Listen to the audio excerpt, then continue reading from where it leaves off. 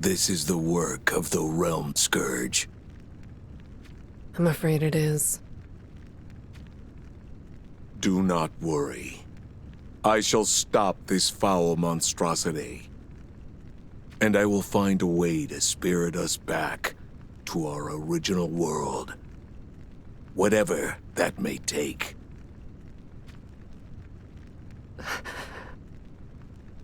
What is it, Amnelis? It's only fragmentary, but I had a premonition of a new future. A new future? Yes. It is not the one you and I know. It is a world where the Realm Scourge has survived and transformed. Where not just Ardra, but Palladia, our home, had also been overwhelmed and on the brink of total annihilation. What could have changed the future? I do not know. Perhaps it was mere chance, or perhaps it was inevitable. Even that, I am not sure of. I have the armor you built for me. Did you not create it as a contingency in order to destroy that threat, if ever the need arose? That I did, but... Then there is naught to be afraid of. I will prove to you that the premonition you had was no prophecy, but merely a bad dream. You need not face the Realm Scourge alone. While the premonition I had did indeed show despair, it also revealed hope. In what way? I was also able to glimpse the existence of a bearer of light. A bearer of light? With that individual's help, a miracle might just happen. Where is this light bearer? That I don't know. All I do know is that we will surely cross paths with them eventually. Ardra might be destroyed if we stand around waiting for that to happen. I must go and face the monstrosity for the sake of our future. Gilgamesh.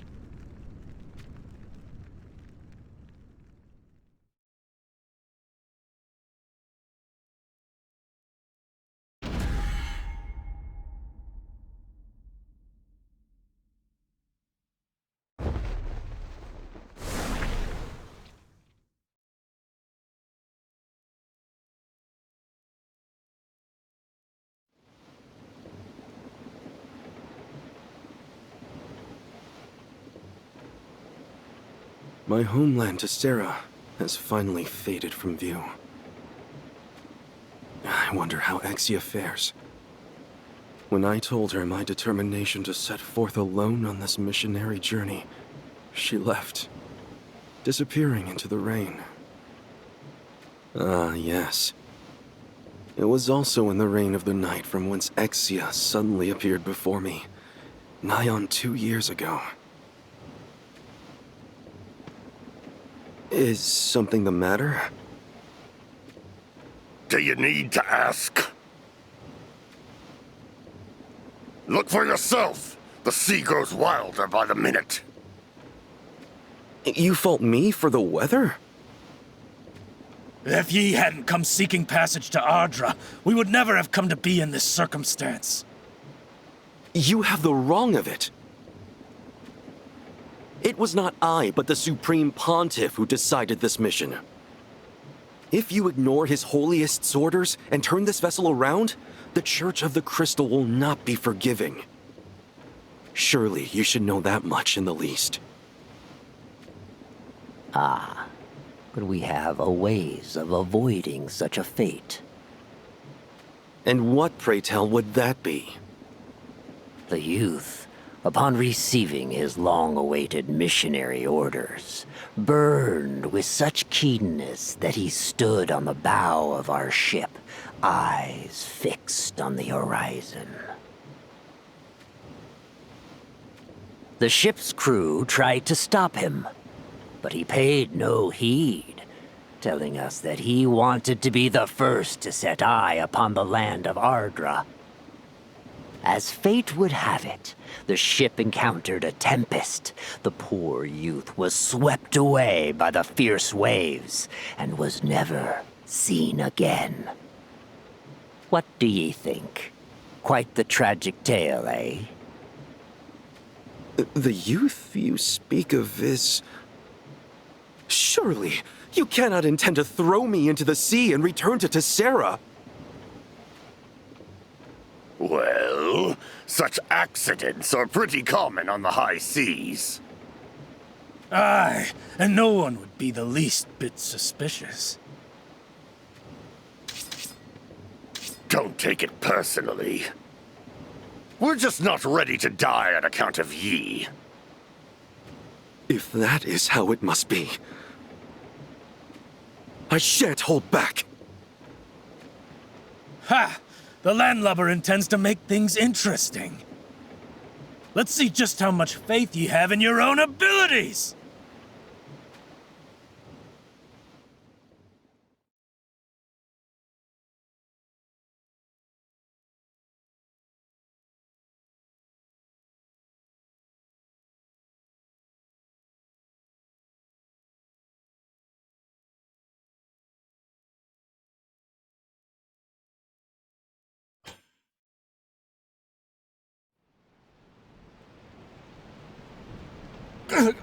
Grasses! We were going easy on ye, priest, so don't get haughty! Avast this nonsense at once!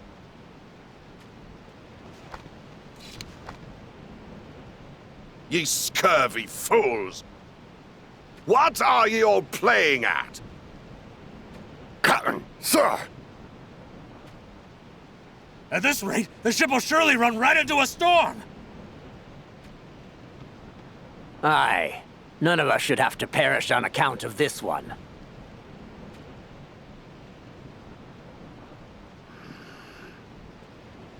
Captain! Priest, the rain be getting heavier. You should seek shelter below deck. As you wish, Captain.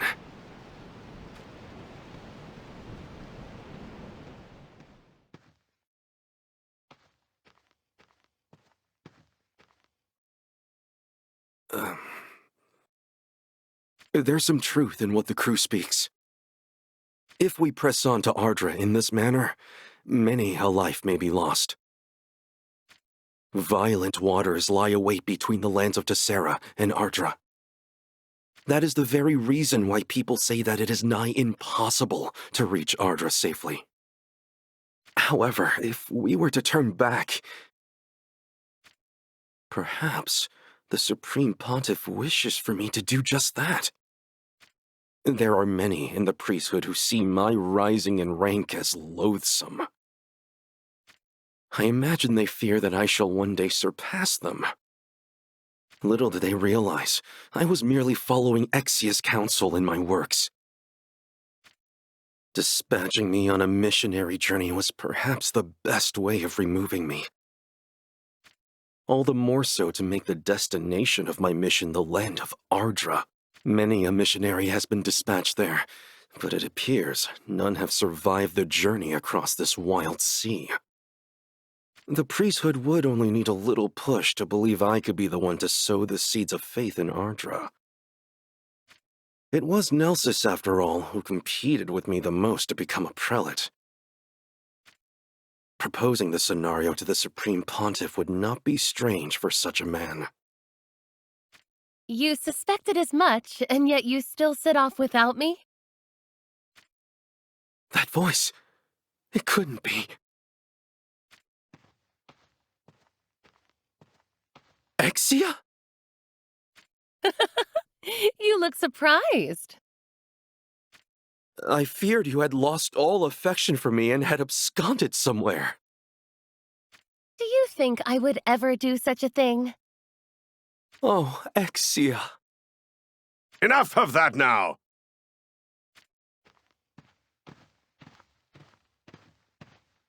Regardless of the circumstances, stowing away is a serious crime.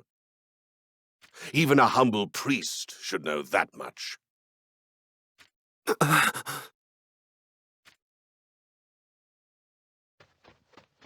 Ahoy! We've trouble, Captain! What is it? There be monsters, sir! Ye two landlubbers remain here.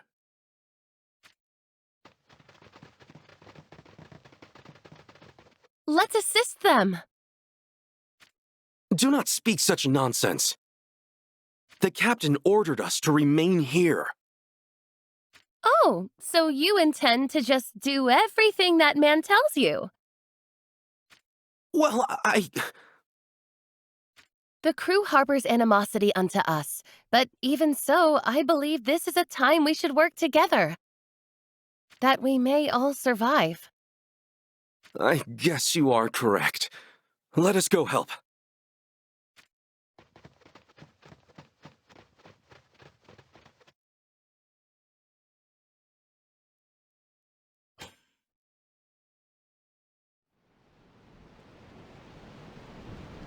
Shiver me timbers! Ha!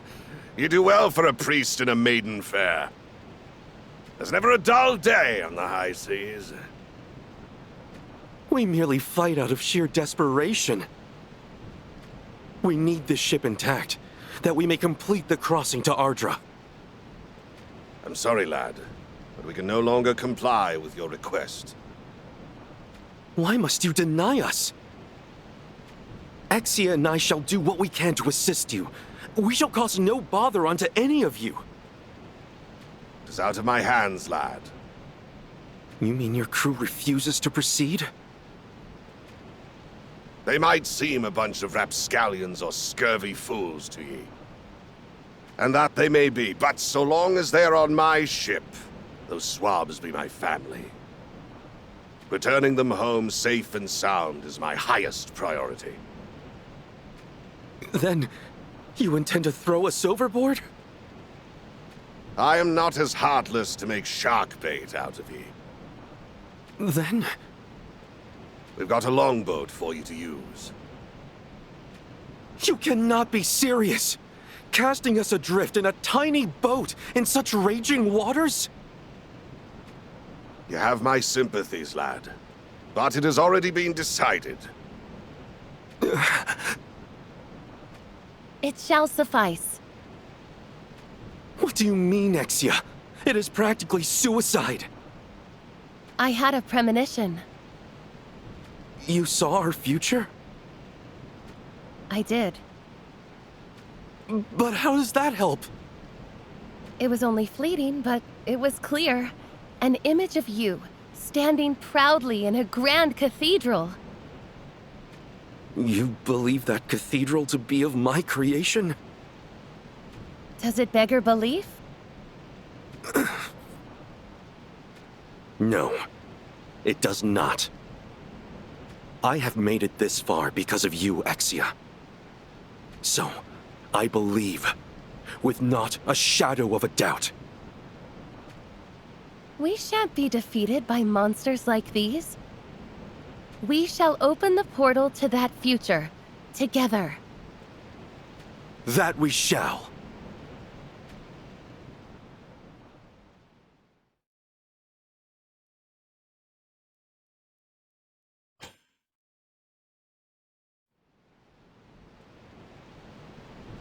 The boat is ready and waiting. Time for you to board it. We cannot do that. The monsters are too many. Leaving you to fend them off would not be right. Sink me. Does your altruism know no bounds? Why does that surprise you? I was bribed by that bilge rat Nelsus. Nelsus. He was the priest who competed with you for the position of prelate, was he not? Indeed. And what did Nelsus ask of you, Captain? He told me to kill you, and make it look as though it was an accident. Such wickedness. You may have already worked it out, but it was Nelsus who wished you sent away to Ardra. I suppose that confirms my fears. Were it not for ye, the prelate's position would be all but his, you see. Then why do you not kill us? Maybe I've become altruistic as well. You have a certain charm about you, lad. With that quality, your missionary work should truly go well for ye. Oh! Once we swab the decks of this wave of monsters, smartly board the ship's boat. Don't you worry about us. Men of the sea are a hardy breed. The likes of these creatures won't be our end. Understood, Captain. A heroic and virtuous priest, accompanied by a fair but courageous missionary. That blessed duo were miraculously able to cross the raging seas and set foot on the land of Ardra. Upon my return to Tessera, I shall spread this glad tiding hither and thither. Aye, and it shall matter not what that bilge rat Nelsus says either.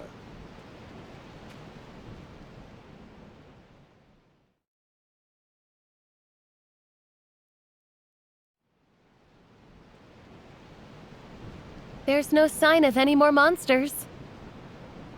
It's because of this tempest. Not even they have it in them to attack us now. You speak as one without hope. Do you not have faith in my premonition?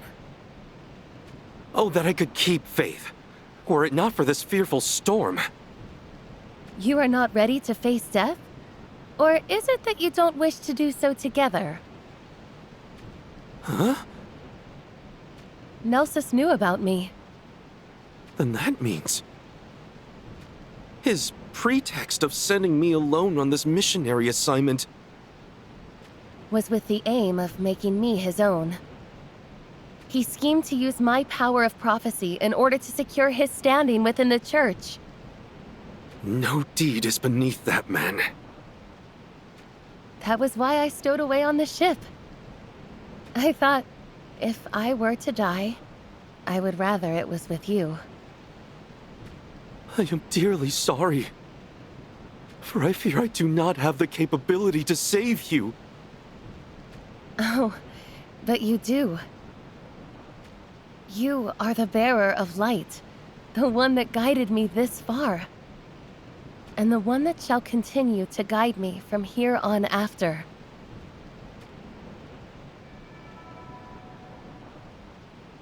Such a beautiful crystal. The Supreme Pontiff bestowed it upon me in place of a parting gift. The crystal's light grows brighter. Oh, Crystal! Please, show us the way!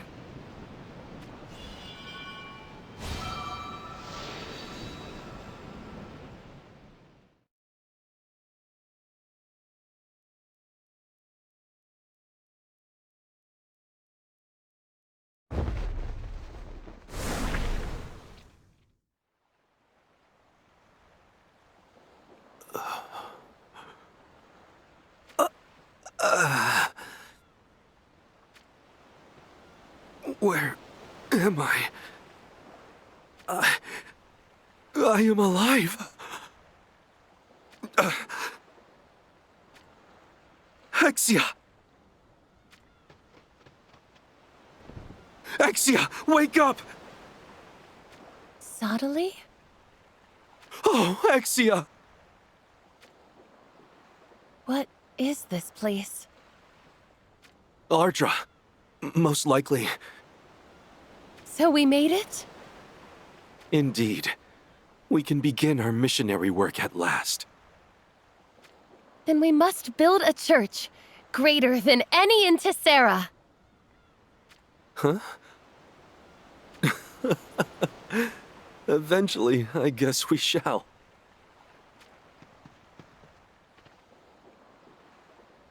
The nearest settlement is this way, I believe. Did you have another premonition? No, I just spotted footprints heading yonder. But first... It seems we must deal with a greeting party. And so our mission begins.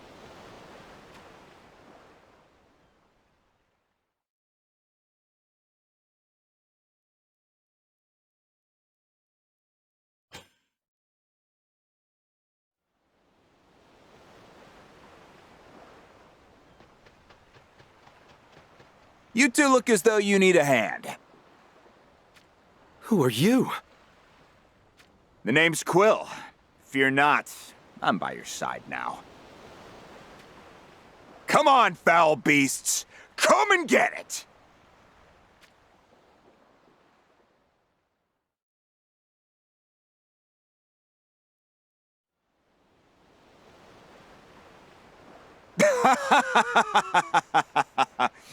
You two are stronger than you look. It looks like you weren't needing me aid in the end. Nay, we appreciate your assistance regardless. I am Sottily, and this here is... Exia, thank you for coming to us. Haven't seen you in these parts before. You travelers from afar? Yes, we hail from Tessera. Tessera? Now that's a surprise. How'd you ever make it across those fierce seas? It was rough going indeed, but fortune saw fit that we would make it. We seek the nearest village. Perhaps you could show us the way? Why do you wish to visit me village? We have come to Ardra to spread the teachings of our Church of the Crystal. Ah, preachers, huh? Is something the matter? I'm afraid the villagers believe in no gods. Moreover, they're highly suspicious of strangers on the whole. And that doesn't deter us. So please, simply give us directions. This is the very reason we journeyed all the way to these lands. I'll be taking no responsibility for whatever might happen. Very well. Heaven will decide our fates. All right, then. Follow me.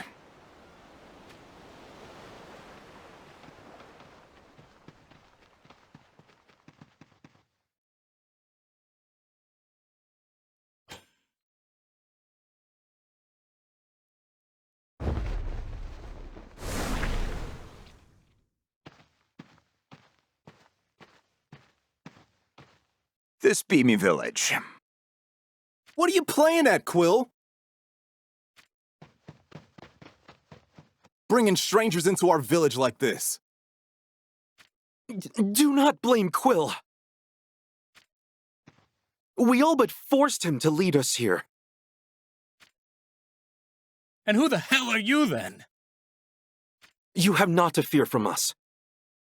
We are simple missionaries from Tessera who have come to spread the teachings of the Church of the Crystal.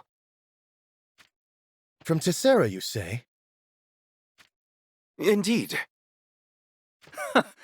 That's a likely story. I bet one of those rats from the other villages paid you to come here to do no good. Truth.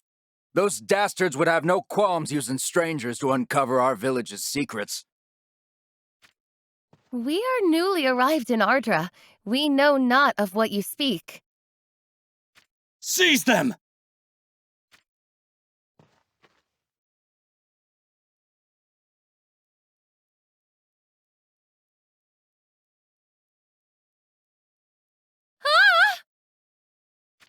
Exia!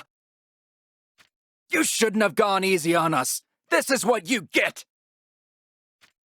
We shall interrogate the two of you later and learn exactly what you're up to.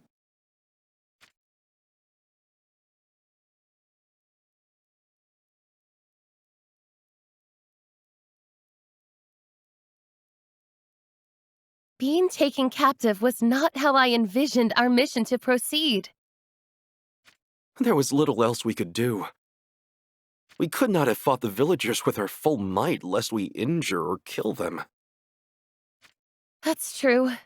However... Exia? What is it?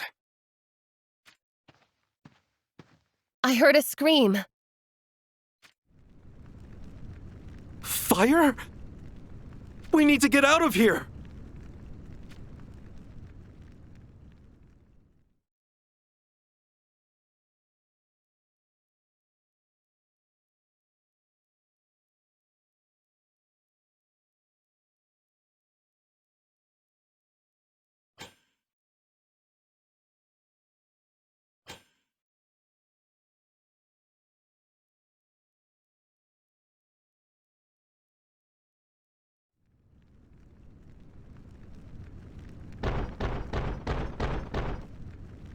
Help!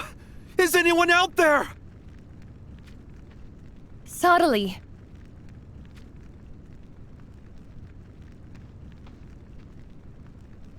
It's no use.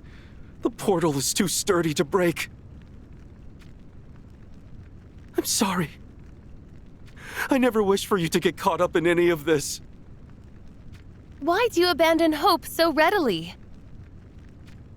Huh? There is no way out! Your future is not yet shrouded in darkness. Nor is my future, for that matter. Who could that be?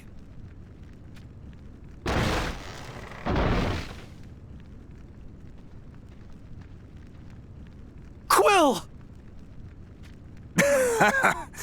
Sorry to take so long.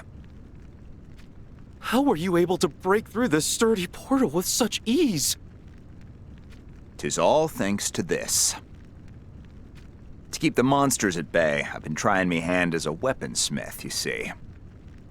And clearly you have quite the aptitude for it. It is a fine-looking axe. What is going on out there? Oh, right. 'Tis another monster assault. Is this a regular occurrence? Aye. And it's yet another reason for you to put this village behind you. No. We shall stay and fight. But you've no reason to. We cannot turn our backs on people in trouble and flee. Now, lead the way. Well, you have me thanks. Just don't go getting yourselves killed, understood?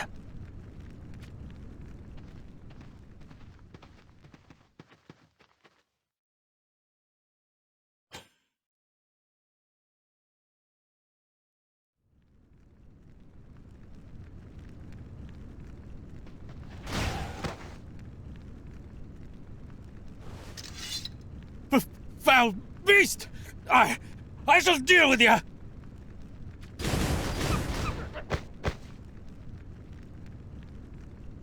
'Twas he? Aye, ye must be the ones that brought these monsters onto us! Come to your senses already! If that were true, why would they help us?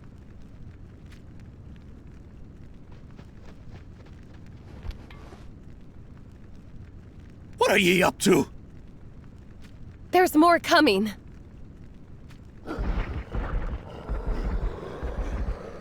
There's more of them? Stay back and protect yourselves. We shall handle them.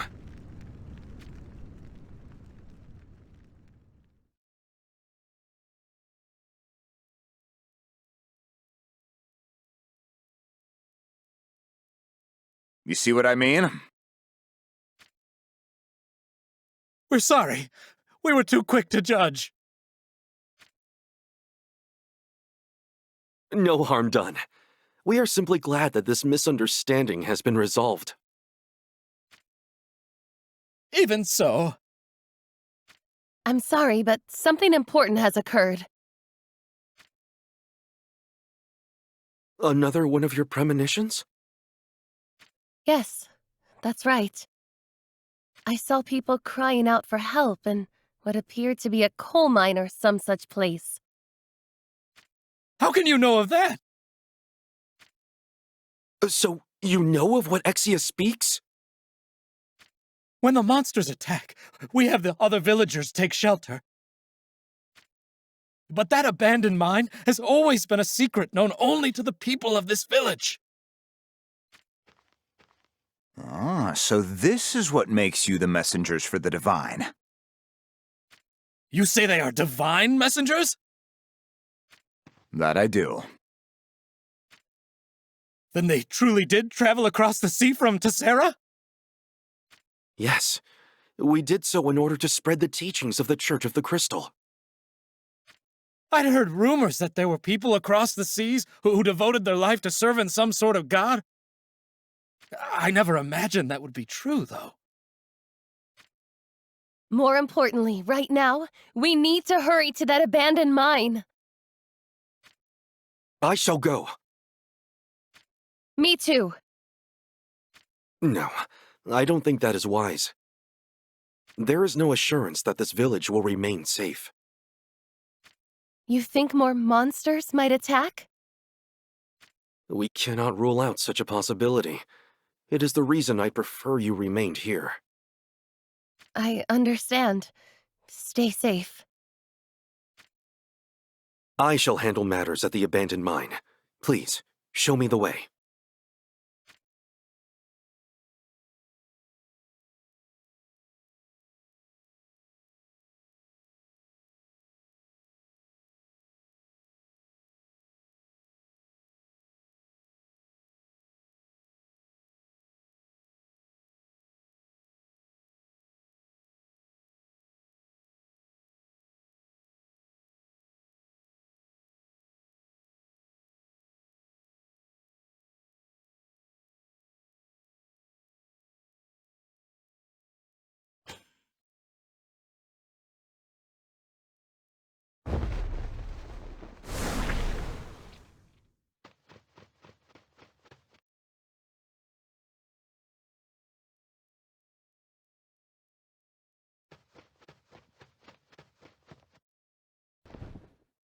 Are you all right?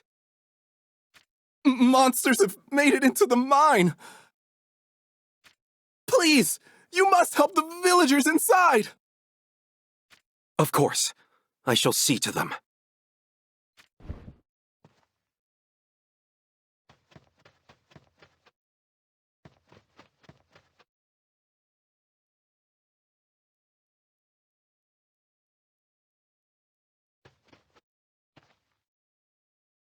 These poor souls. They've already breathed their last.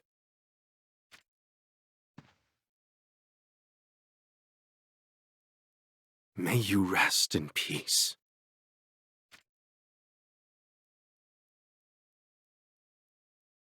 There must be other villagers further inside this old mine. I'd best hurry to save them.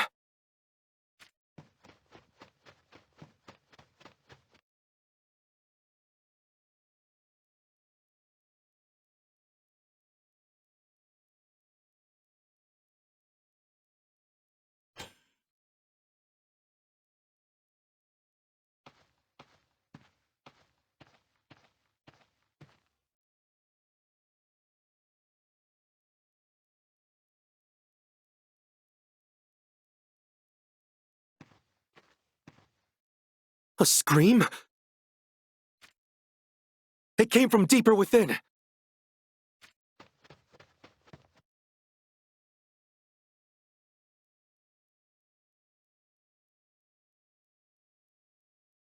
You're one of the strangers from before! I beg of you, please help us! I shan't allow these creatures to harm any of you poor folk! And we shan't allow you to take all the glory for yourself!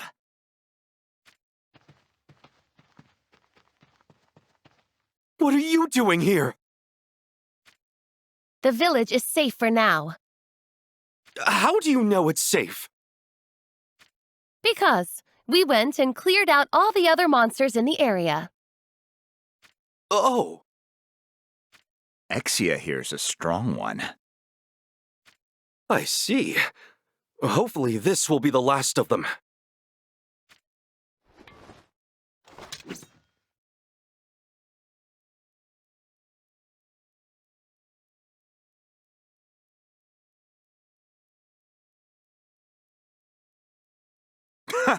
The servants of God truly are a godsend. Servants of God? What do you mean? Exactly what I said. Our prayers have finally been answered. Quill, you said that you do not believe in any god. Why is that? Probably because that kind of faith has never rewarded us. Oh. From famine to monster attacks, I've lost count of the number of crises we've endured. Each time we've prayed to whatever god exists, begging that our family and friends be kept safe. But not once have our prayers been answered. That is why I came to think that the very existence of a god was a lie. But Quill...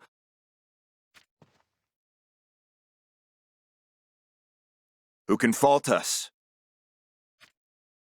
If God exists, why does that God allow monsters to run rampant?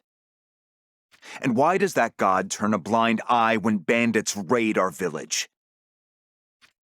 None of us have done any evils to deserve our lot in life. All of the villagers, myself included, think this way. That is, until now. What, pray tell, has changed then? The two of you appeared, that's what. Your God sent you unto us. I see clearly now. God did not abandon us.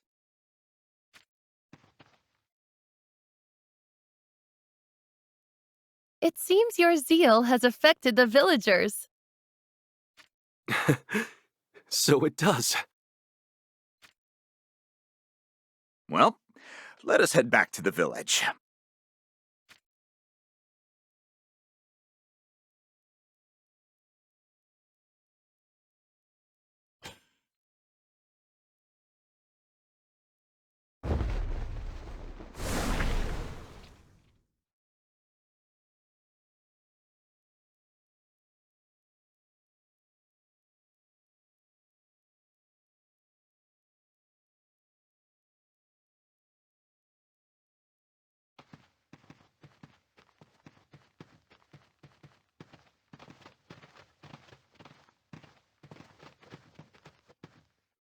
Brother Sodley, come quick! Whatever is the matter? Men from the neighboring village have come seeking you! What have I to do with them? I know not, but they look like trouble! I understand. Lead the way.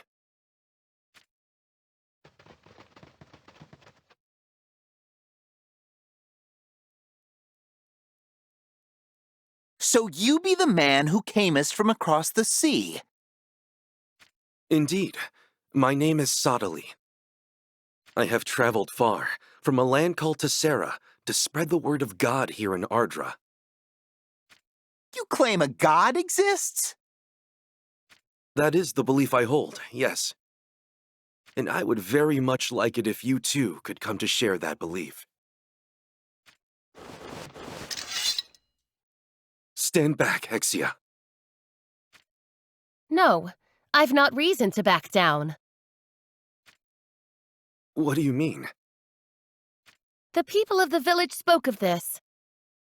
They said the men of the neighboring village often come offering quarrel. Is this true? Aye, and what of it? Why would you do such a thing? You wouldn't understand. If we were to simply talk, I am certain we can come to understand each other. So please, put down your weapons. That's not going to happen.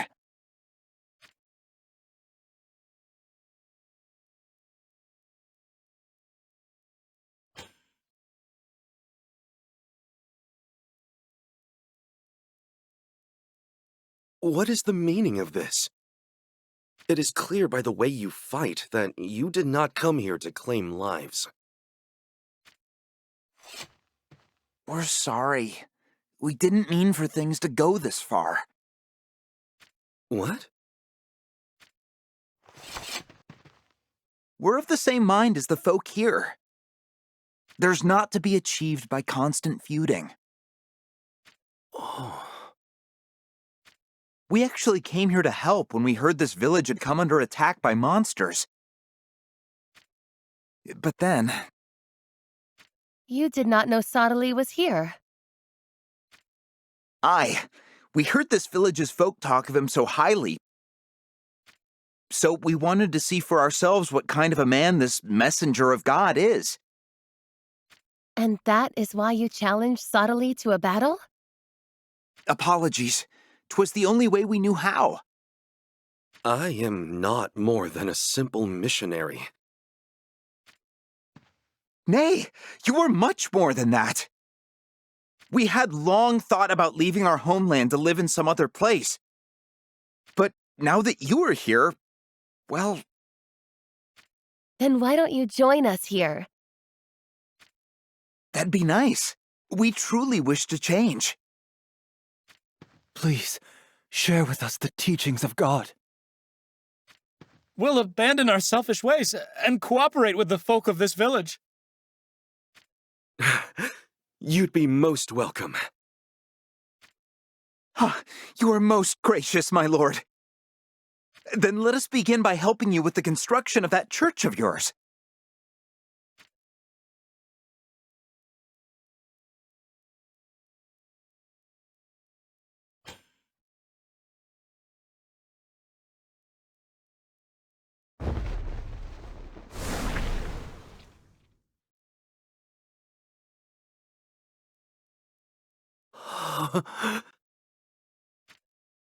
How's it look, Brother Sodali? I bet it pales in comparison with the grand churches of your homeland, though. No. This is magnificent. What a magnificent church we have built. I find myself without the right words to thank you.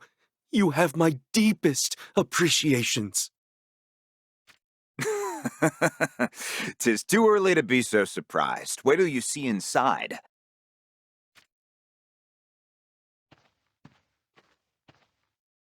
Head on in and take a gander.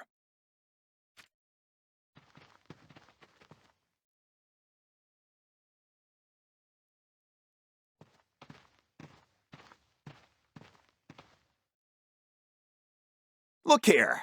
We made it exactly as you asked. My heavens. It's a wondrous sight, indeed. Can I ask, why does one of the two people facing each other have wings? It represents the image of God as passed down in the lore of our crystal faith. The image of God, you say? Very interesting. So our God looks much like the Winged One. Huh? What Winged One? Oh, you don't know of him? Well, I myself have only heard about him in stories, though. But anyway, there are people who claim they've seen what looks like a man with wings flying about the skies. Oh. You don't think this winged one could possibly... I dare to say it. But this winged one could be God itself. Truly? Quill, tell me.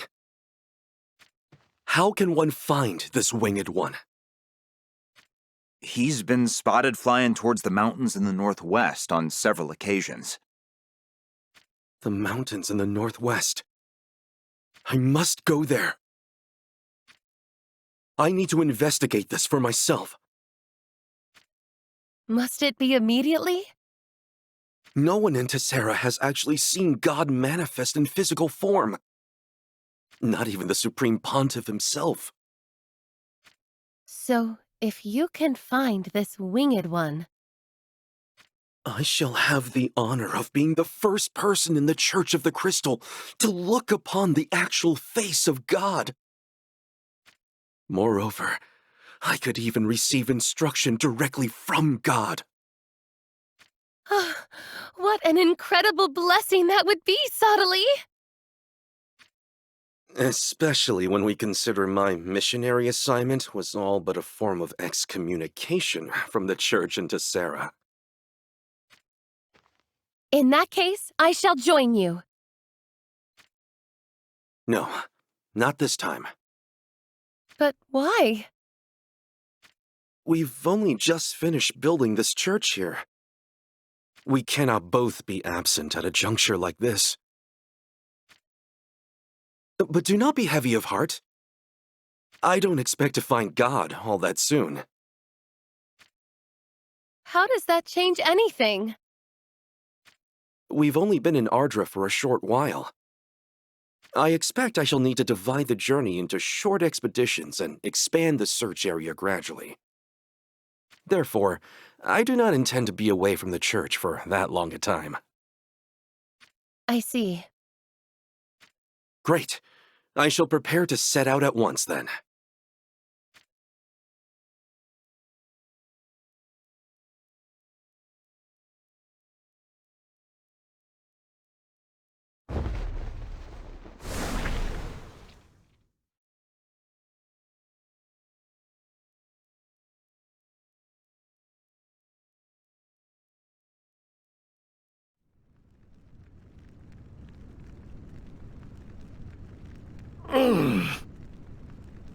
Gilgamesh!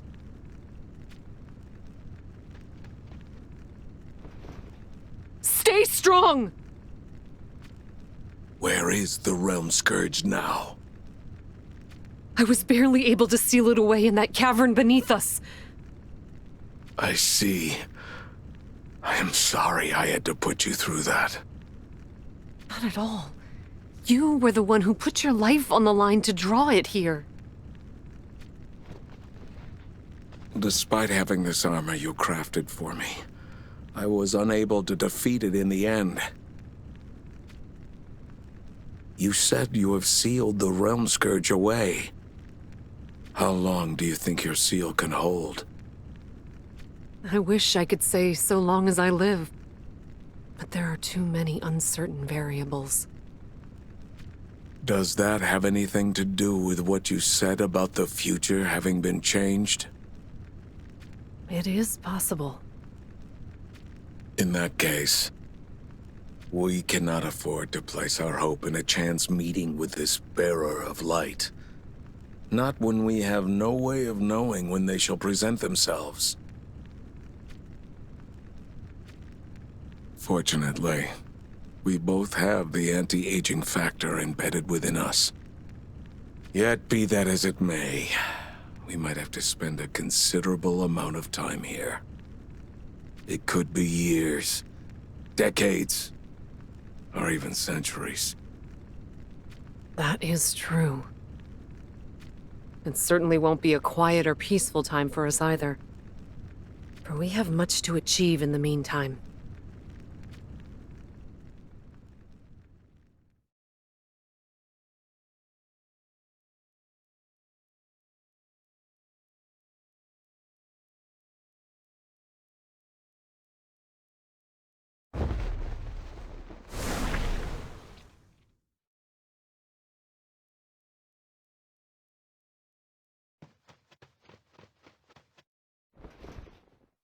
What are you searching for?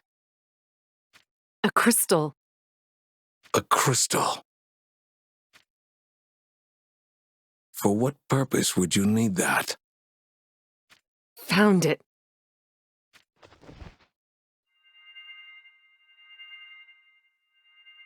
Judging by its brilliance, it seems to be brimming with magical energy. You are correct. This is part of the countermeasure I was preparing to repress the Realm Scourge. That crystal will help us defeat it? Indirectly, perhaps.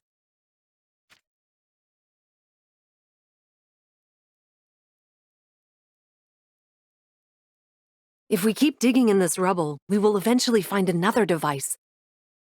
One that has the ability to turn back time. A time machine. Once this crystal is linked with that device, whoever holds it will be able to return to a set point in time. Does that mean we could travel back to our future? Unfortunately, we cannot. You first have to initiate the machine and then specify a restoration point to return to. Only once you have done that can you then release some of the magical energy stored in the crystal to return to the restoration point. The device was not yet active in our home time. Moreover, as the future has been changed, that means this present is also in flux. So, the world line we are currently on differs from that of where we originally came from. Simply put, yes. So then what use are that crystal and device of yours? From here on out, even if we fail to defeat the Realm Scourge, we will be able to redo our attempt several times over. The number of reset attempts is limited? Yes. In order to turn back time, the device has to consume an enormous amount of the crystal's magical energy. We could try to excavate crystals from here in Ardra and extract whatever magical energy there is in them, but...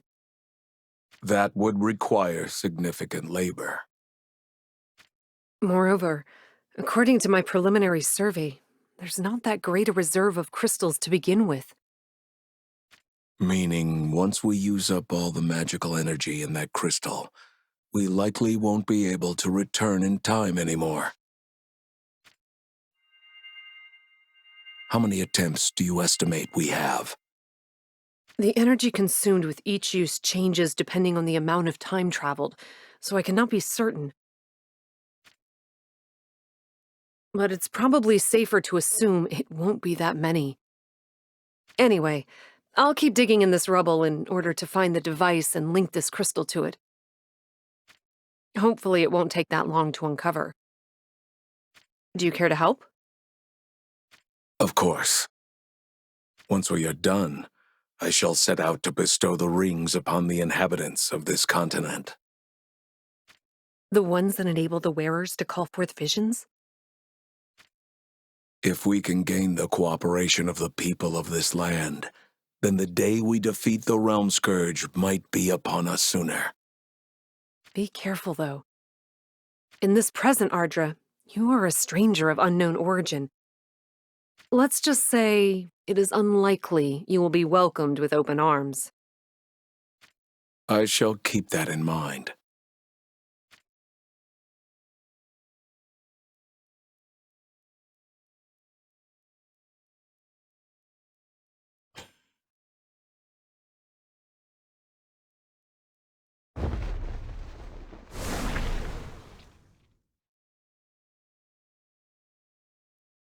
What the?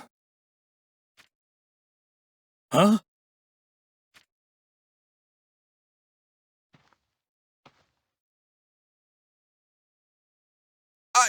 I'll go gather the others. Who goeth there? This is the land that will one day become Lycaros. I do not understand the gibberish thou speakest. Who in damnation art thou? So this is what Amnelis meant by my being a stranger of unknown origin. What art thou blabbering on about? They seem suitably hot-blooded. Let us hope their abilities match their attitude. Enough of thy ramblings! Prepare thyself! Interesting.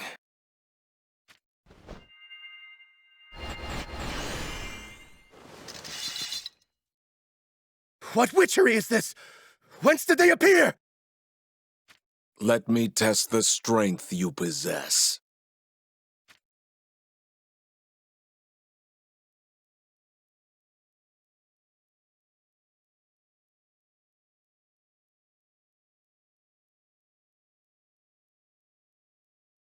What the hell just happened? I've never seen such power. There is no need for concern. I have not killed your companions.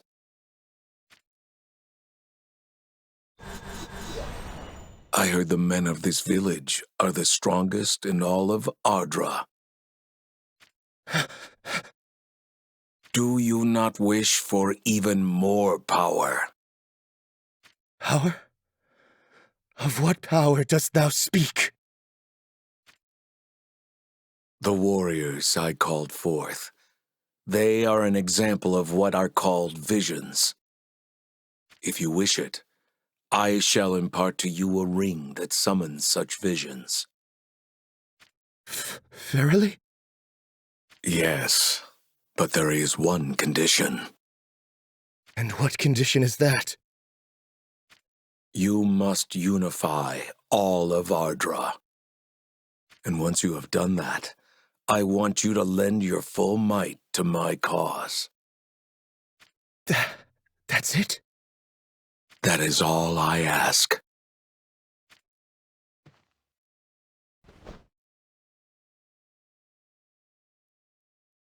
Do not forget the promise you made with me this day. Where art thou going? There are other matters to which I must attend.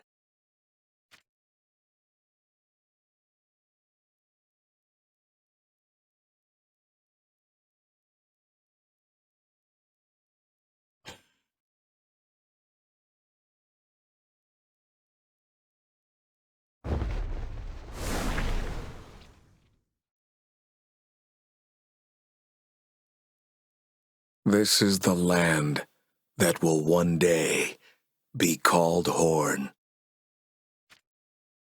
Enough. You may raise your heads. Please have mercy on us. Do what thou wishest with the menfolk. Just, please, spare the women and children. I fear you are mistaken. I have not appeared before you in order to bring you harm. Then, why art thou here? Soon, Ardra will be embroiled in war. War? A village to the west shall invade, wielding a great power. If you refuse to fight back, your village will eventually be swallowed up and destroyed. Is there no way of avoiding this war? There is not.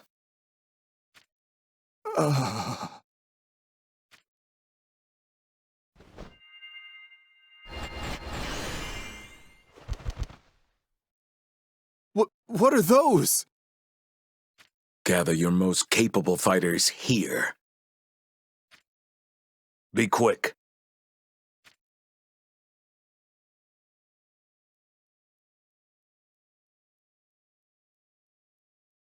We would fight thee? Yes, in order to judge your resolve. As thou wishest. Then let the battle begin.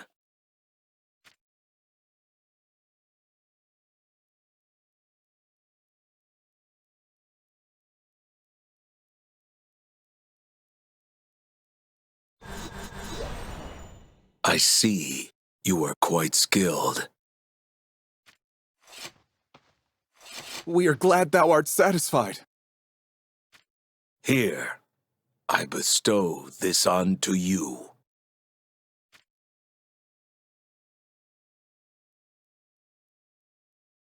Didst thou use this ring to call forth those phantom-like mages afore? Indeed. That ring summons what are called visions. Fight with them alongside you, and your military might will dramatically increase. Incredible! Be warned. The warriors from the west are brutal, and will stop at nothing. If you try to resist them with brute force alone, then you will probably be no match. Then, what should we do? Will we verily be able to protect our village? You are sagacious.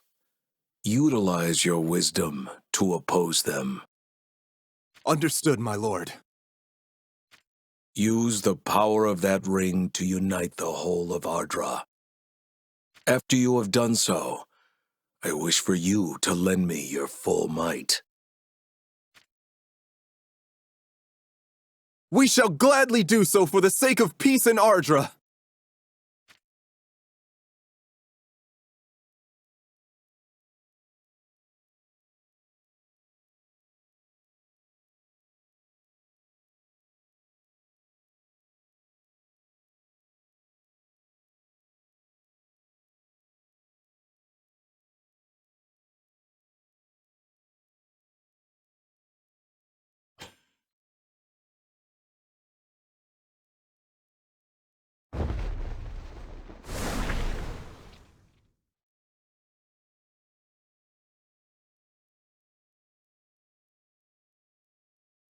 How does it look? How does what look exactly? By now, you must have some idea of how this will play out. From our point of view, the civilizations of Ardra in this age are too underdeveloped. I cannot begin to guess how much military might they would have, even if they were to band together. Do you think they could defeat the Realm Scourge? I do not. However, before the Bearer of Light appears, I will need to learn about these forces and understand how to put them in motion. Yes, I suppose so. The force that puts physical might above all else, or the force that believes it can change the progress of the war with wisdom. Which faction do you think will win? Or should I ask, which faction do you want to win?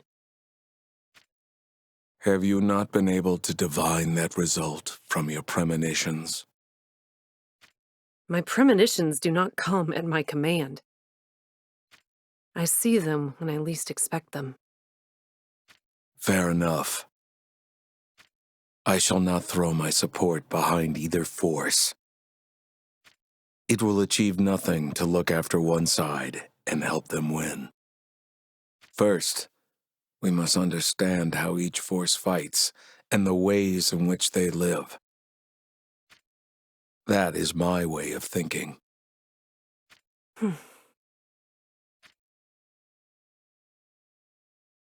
I will listen willingly if your opinion differs.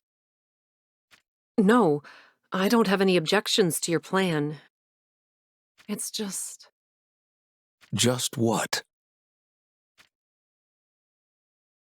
There might be things we do not fully understand if we simply observe them like this from afar. That's all. I see. You do have a point. The state of the battle has shifted greatly. It seems that physical might now has the upper hand on wisdom.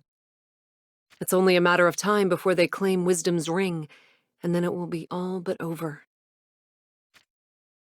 Where are you going? The battle has been decided.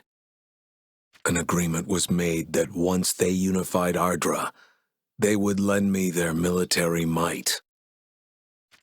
So now you will utilize them in an attempt to take down the Realm Scourge.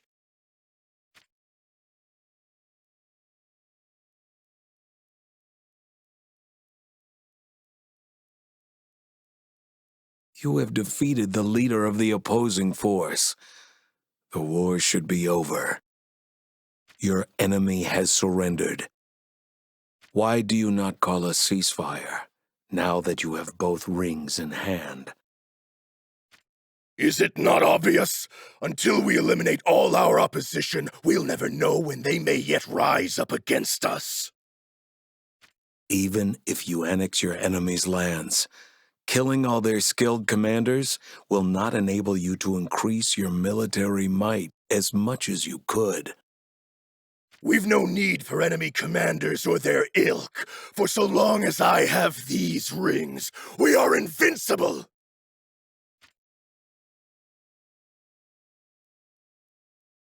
Then what became of your pact with me?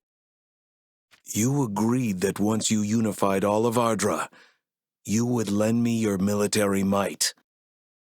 Or have you forgotten? I shall slaughter all who might defy me. Then, and only then, can we say the war is finally over. And if thou hinderest me, well...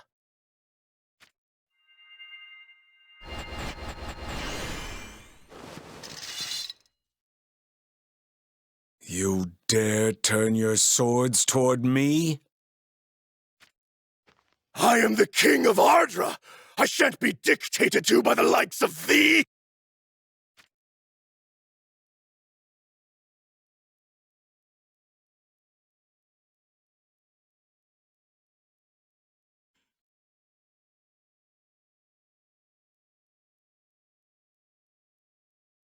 When the rings are held by separate forces, each side will try to surpass the might of the other, leading to all manner of innovation. But even when one side seizes the other side's ring, they do not call an end to their war. This is due to how powerful those rings are. The king of the unified land will never trust anyone, out of fear that someone will try to steal his precious ring. Not even his allies, or his blood relatives. I wonder how Gilgamesh intends to resolve this problem.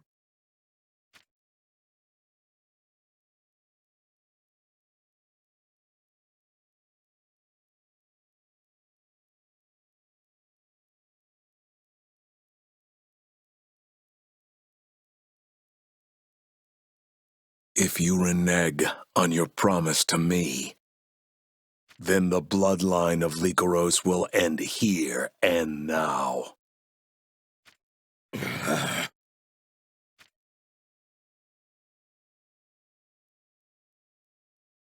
You currently have 2 rings in your possession. You will return one of them to me. Thou presumest that so long as these 2 rings exist, there will be a constant struggle over them? Return one of the rings.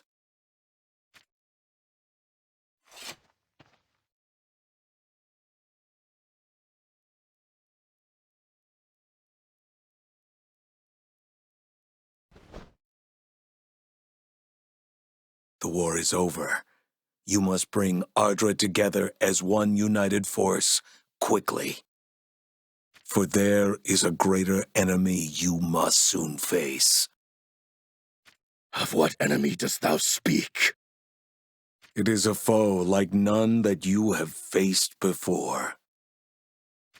Even more powerful than thee, Gilgamesh. Indeed.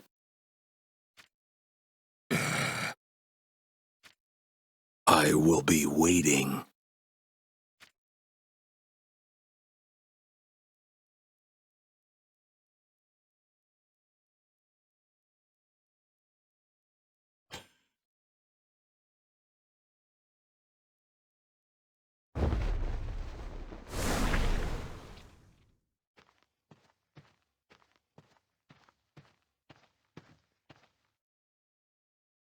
What is it, Amnellus?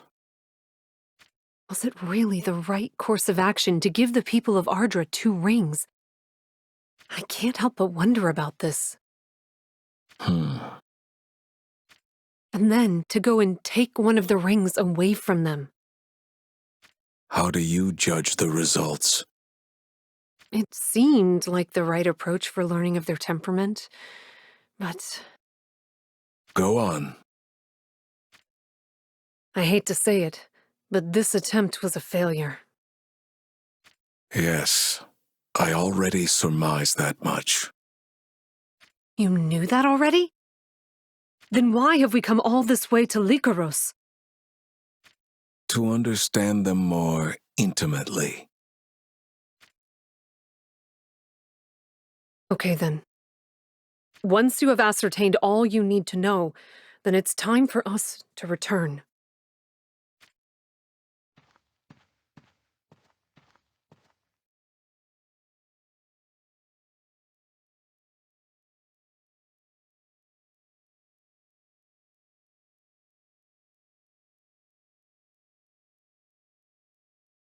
I never imagined they would build such a fine castle as this. It appears to be a result of them possessing a ring. How so? The ring bearer receives great power at a cost. For others will attempt to kill them over it. That is true. A new struggle arises each time someone desires to make the ring's power their own. So this castle was built in order to protect the owner of the ring. Precisely. Invading other nations with force to increase their dominion is equivalent to sowing the seeds of hate across each land. It is quite ironic that the more influential a leader they become, the less they are able to leave their own castle. Moreover, simply overthrowing an enemy nation does not bring peace and security. They are not satisfied until they kill all who might present a threat of treason. My miscalculation lies in failing to realize just how much distrust the rings would induce in people. The rings do not have the power to cultivate hearts that value harmony. I believe therein lies an issue we need to resolve. My sentiments exactly. If only there were someone with the ability to win the hearts of people by neither force nor fear.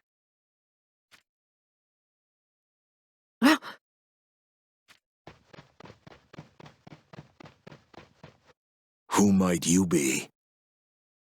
'Twas thou who bequeathed that ring unto my father. You must be the son of the chief of Lycaros. That I am. I heard that thou tookest back the ring my father relieved from Horn's leader. Is that true? What if it were? Give it to me! Lycaros already has a ring. So why do you require another? He attempted to kill me. His own son! Good heavens. I respected my father, and put my very life on the line to fight for him. And this is the treatment I received? He no longer trusteth even his own son. Now it's kill or be killed for me. So give me thine other ring. I shall kill mine old man and become king of these lands. Give it to me! I will not. Thou deniest me? So be it. I have naught left to lose. I shall take it from thee by force!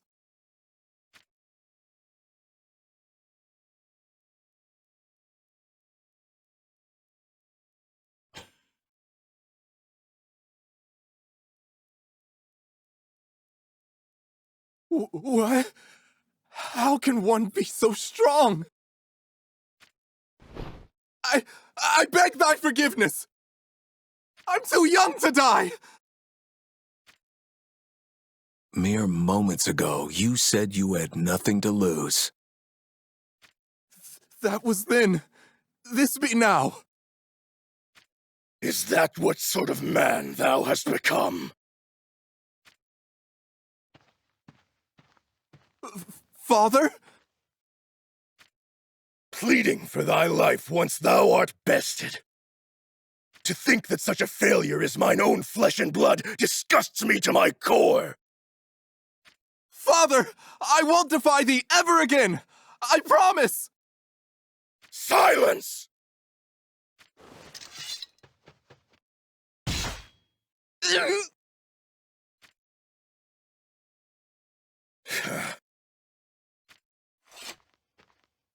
With that, my preparations are complete. Preparations, you say? There is no longer any man left in Ardra who would dare make an attempt on my life. All threats to Lycaros have thus been eliminated. For my son, who was my last remaining concern, has finally met his end. I now have no lingering thoughts about my future. What madness! Now then, Lord Gilgamesh. I have unified all of Ardra under me as thou requested. Exactly where is this new enemy thou spoke of? Just point the way, and I can immediately dispatch my great and glorious army to wherever our opponent awaits.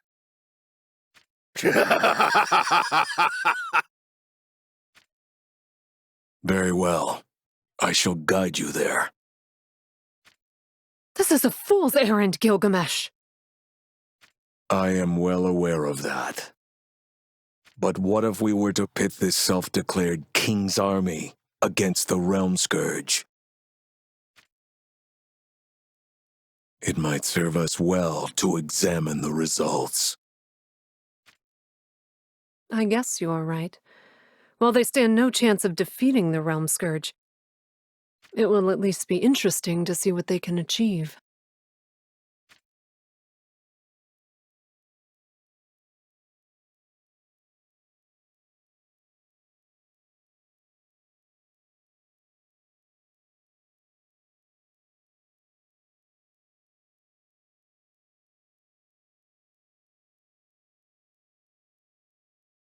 Lo. Who'd have imagined such an expanse of caves existed under Leonis? Thou sayest our foe hideth somewhere down here? It is just ahead.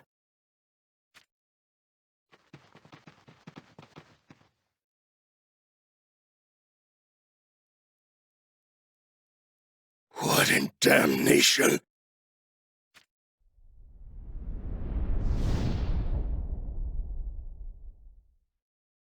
Does the mere sight of it strike you with dread? Thou sayest this monster is even more powerful than thee? It is indeed. So if I defeat this, I shall be equal to the gods! If that is what you want, I will gladly recognize you as such. By the by, why does it not move? Has it not noticed our presence yet? It has, but Amnelis's magic keeps it at bay for now. But once it smells the scent of blood, it will grow ferocious and break through its binding by brute force. At least that'll maketh things interesting. It wouldn't be much to brag about for us to slay a beast who offereth us not resistance. All forces, on my command, charge! Show that unholy demon what the men of Ardra are made of!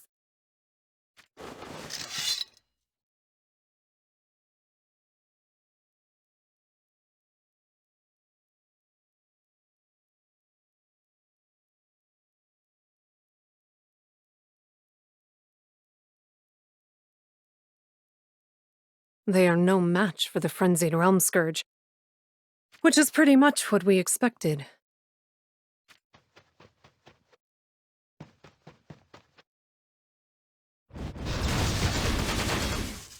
Tis useless. We'll never be able to beat this thing. Retreat! Everyone, run for your lives!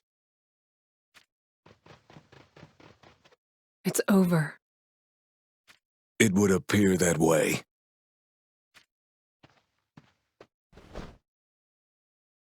Why do you take my hand? This is the only way to ensure your memories, your soul, are kept intact. Let us return to the past.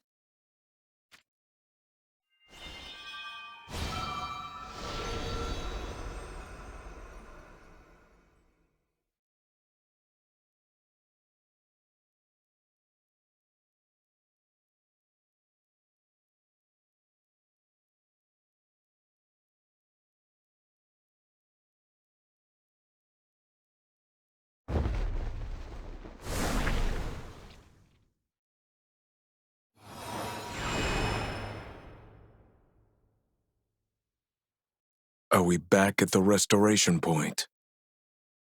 Yes, I seem to have indeed kept my memories of the future.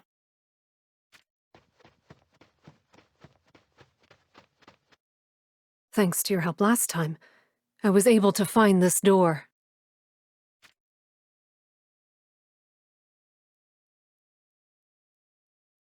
And what lies beyond said door?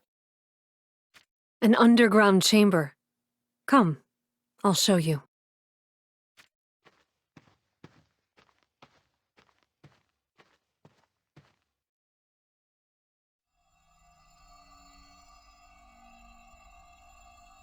What is all this? This room was originally built as a shelter.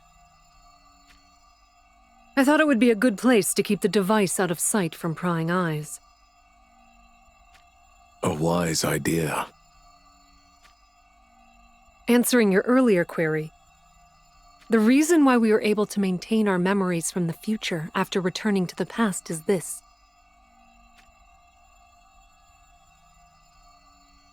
The person who holds this crystal and anyone who is touching that person when the device is triggered will return to this point in time with their memories intact.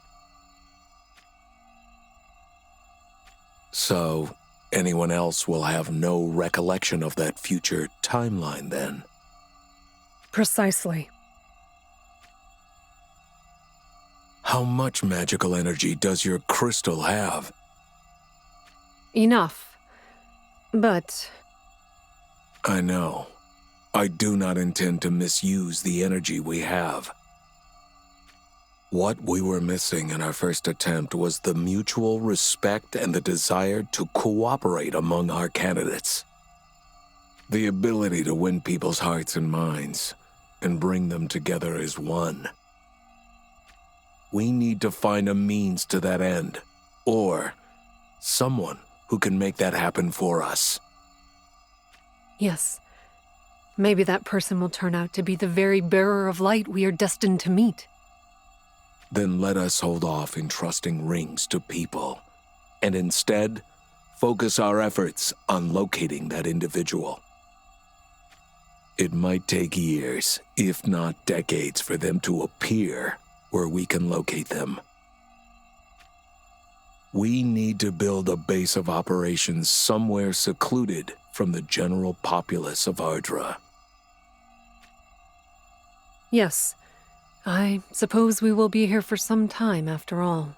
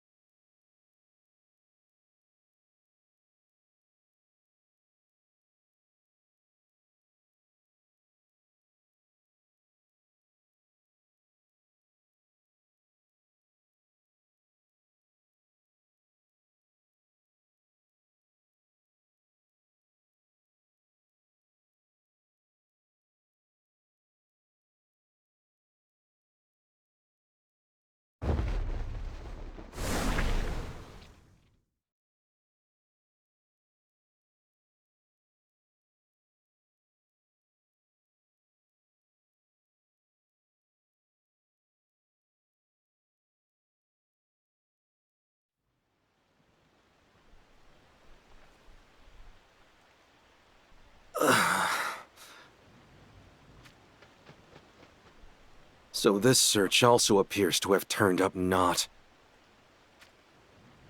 Several of the villagers said that they had definitely sighted the Winged One around here. I have no reason to doubt them. But Exia must surely be worried about me by now. It has been nearly 10 days since I left the village. I'd best be heading back soon.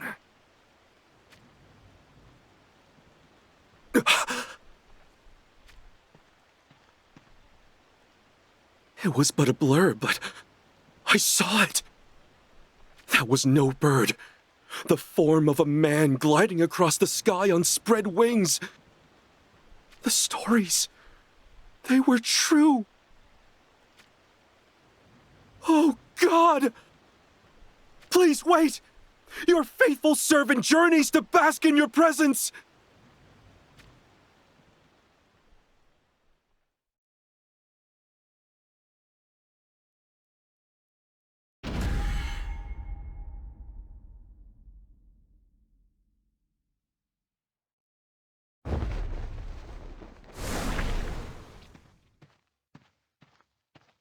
How did it go? It feels like the night before a great battle. As to which countries I should bestow the rings upon, I cannot yet ascertain. Oh.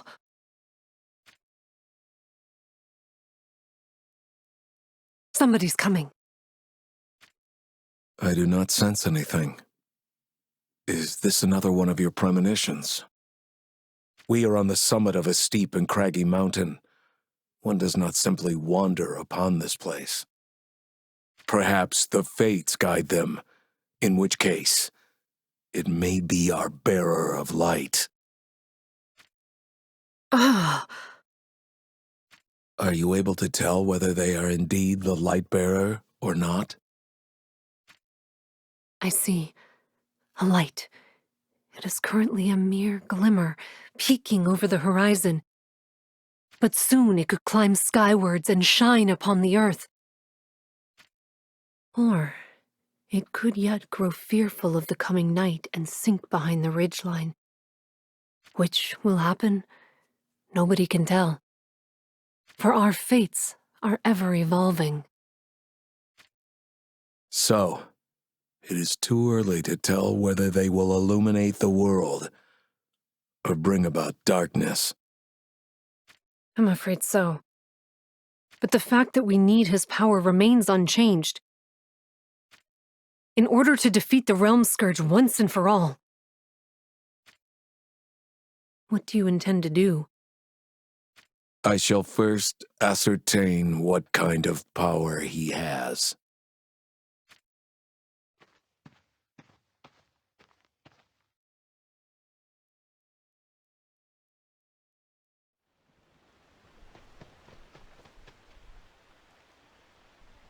He has to be on the top of this mountain!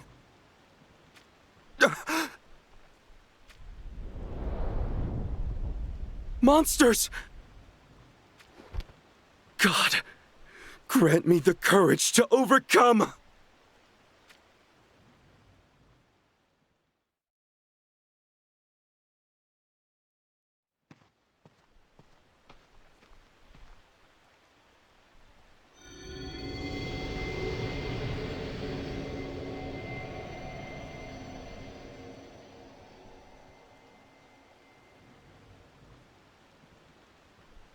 Is it I that you seek? My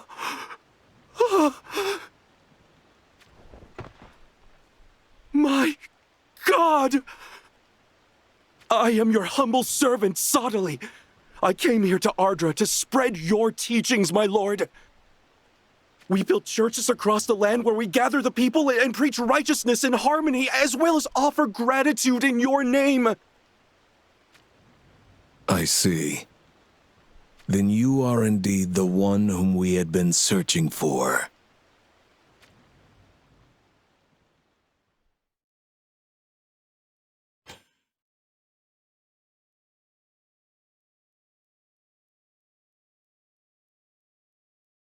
I never imagined such a place could exist in Ardra. We have waited centuries for you to appear. Centuries? Then you truly are the divine. But what could you ever have want of me for? It would take a long while to explain fully, so I'll keep it simple for now. We come from the future. Or, to put it more correctly, I suppose we were unexpectedly dropped into this era. If that wasn't enough, a great threat was also sent here to Ardra from the future. A great threat, you say? We must face that threat and defeat it for the sake of all our futures. However, the two of us cannot possibly achieve this task on our own. We tried to unify the peoples of Ardra and utilize their combined might to seal away the threat. Yet, it did not prove successful. Their constant desire for more power made them suspect one another, which in turn led to never-ending conflict, even between members of the same flesh and blood. The result was a painful lesson in how consuming man's desire to rule can be. But that also taught us what we ourselves were lacking. Can gods truly lack anything? We can. But what could that possibly be? You. Me? We need the ability to win people's hearts and minds and unify Ardra as one. The one who possesses such an ability is you, Sadali. I fear you grossly overestimate me. I am nothing more than a simple missionary. But, that said, if there is anything I can do to assist you, I shall gladly carry out whatever it may be. So please, tell me, what would you have me do? We would like you to keep serving as a leader of your faith and build strong ties with each nation's kings in order to eliminate needless conflicts. To build bonds with the kings of all the nations? Is one such as I truly capable of so lofty a task? I shall soon bestow rings upon the kings of two countries. Rings, you say?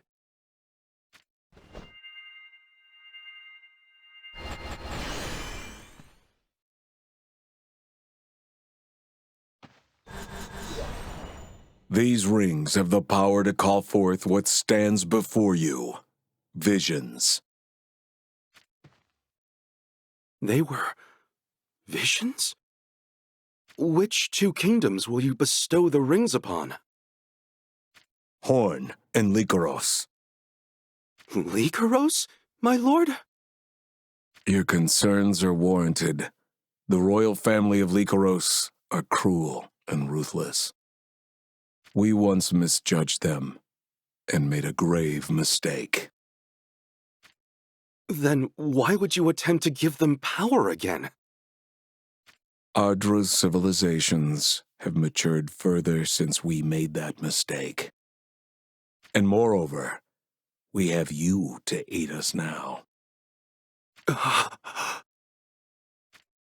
How your presence changes the course of Ardra's future. This is something we would like to see. If it is within my power, I shall do whatever it is you ask of me. Even if it costs me my life. We are grateful for your enthusiasm, but be mindful such passion does not burn you out. This task could take decades or possibly even centuries to accomplish. Centuries, my lady? I am sorry, but unlike you, I am not able to live that long. Then what would you say if we were able to grant you with eternal youth, just like Amnelis and I possess. Is such a thing even possible? It is indeed. But You worry for the one that you love, don't you? as a priest, I would not phrase it that way, mind you. Amnelis is occasionally able to catch what we call premonitions, fragmentary glimpses of oracle depicting what the future holds. Then you have seen what shall happen to me? Only you remain young, while your loved one slowly ages and dies. Struggling with that cruel reality, you will not be able to concentrate on what you need to achieve. Subtly, I think it is best if we also meet the person you hold in your heart.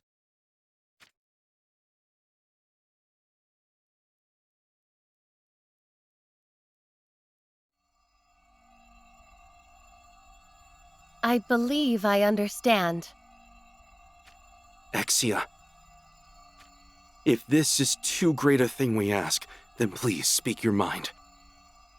I would prefer to have you by my side in this, but I came here to Ardra fully prepared to devote the rest of my life to your cause. If you must live 100 years to see it done, then I shall also live 100 years. oh, Exia. It is as I told you on the ship to Ardra. I saw an image of you standing proudly in a grand cathedral. Excuse me, what do you mean by saw, exactly? Exia also occasionally sees fragments of the future. Many a time we have been aided by these premonitions of hers. Is something amiss? As I said, Amnelis is similarly gifted with the ability to receive premonitions. The same gift as Exia. Indeed. I had contemplated what makes you the bearer of light that Amnelis and I have long searched for. I now believe I understand.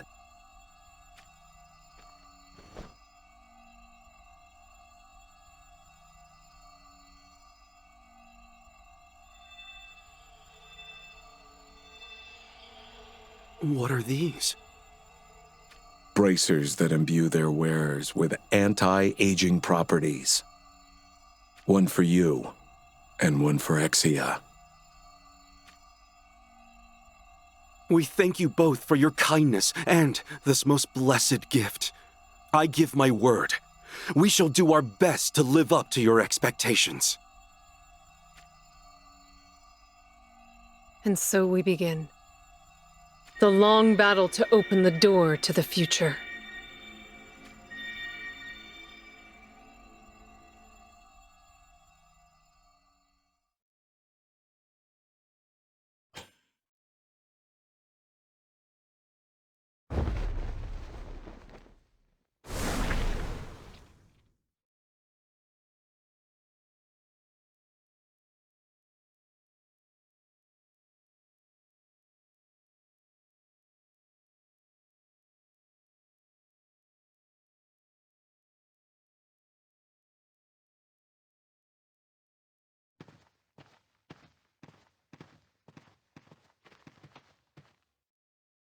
Who goes there?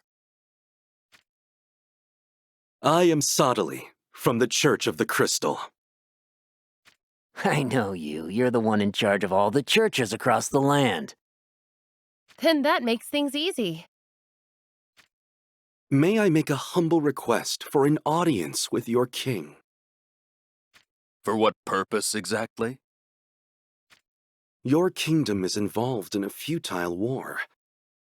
We believe problems should be resolved peacefully through dialogue rather than conflicts that kill and maim. It is for this reason I seek an audience. Then we ask that you leave. But why ever for? Do you not know? A good war makes for good gil. This is about riches? If we defeat an enemy general, then we receive a great bounty, and there's plenty of other rewards to be had, too. By that, I hope you do not mean pillaging. And what of it? Our king wields a ring granted to him by God. Right. And so long as our kingdom has that, we have naught to fear. But I hear that Horn, too, has such a ring. Does it now? Well, sure, Horn is not a kingdom to be taken lightly, but then... But then what? Enough of your talk. This has nothing to do with you. Begone! Or else.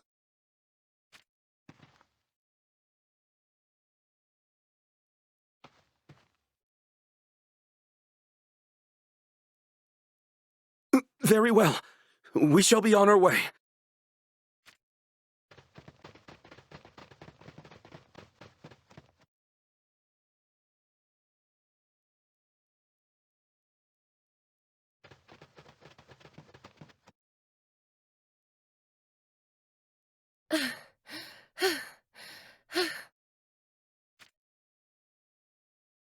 I think this should be far enough.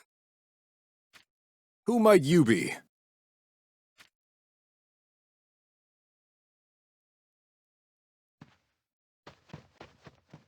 And what are you doing here? Nothing. Nothing at all. Surely something must bring you here. We requested an audience with the King of Ligeros, but we were sent on our way. Is that so? You must be soldiers from Rundal. There's not much of Rundal left for us to be soldiers of. I see. We are sorry to hear what Ligeros did to your kingdom. What were you hoping to achieve by your audience with Likeros's king? We were hoping to make him understand the stupidity of this war. Well, that's a fool's errand. All that man thinks about is killing his opponents and plundering them for all they're worth. Yes, the Ligeros soldiers we just met also seem to be of that same mindset. Have you tried the King of Horn instead? We were actually on our way to meet with King Rob of Horn next. Ha, I see. Then I shall let you in on a little secret. Wizette has changed allegiances. Huh? Can this be true? I thought Wizette was in a firm alliance with Horn. It was Likeros's aim to make that alliance collapse from within. Then what will become of Wizette?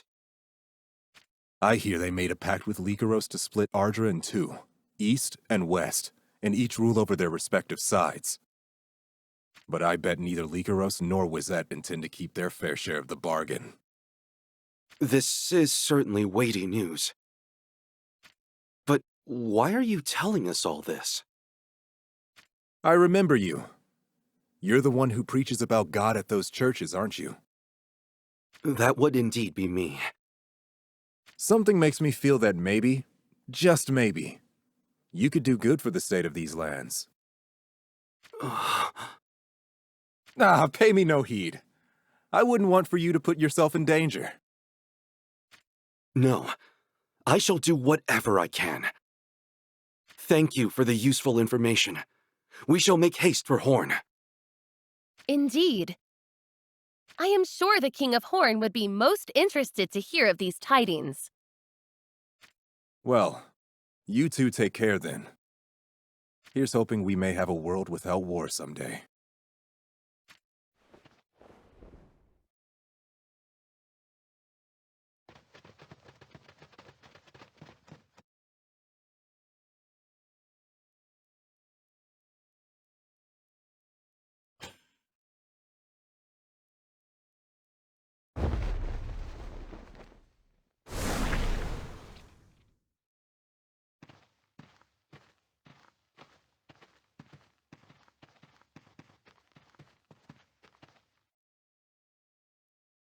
Are you all right, Sottily?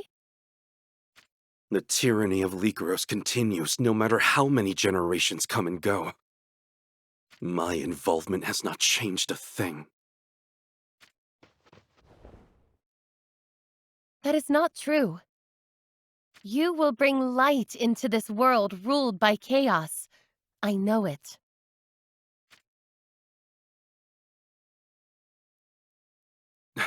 Thank you for your unfaltering faith, Exia. You're right.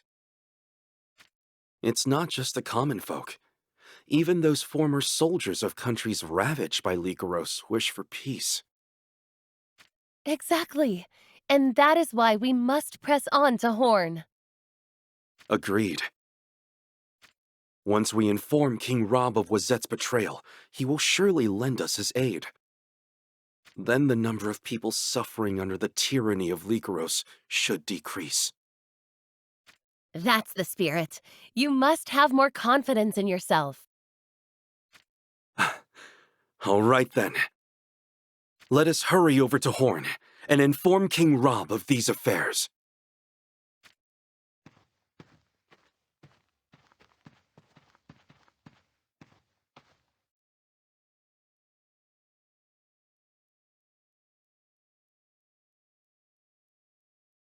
Well met, Sottily.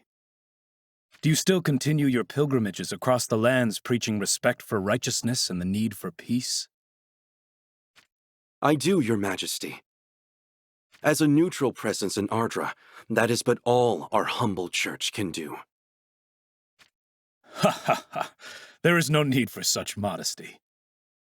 I too have the heartfelt hope that war shall one day be vanquished from this world, just as you advocate.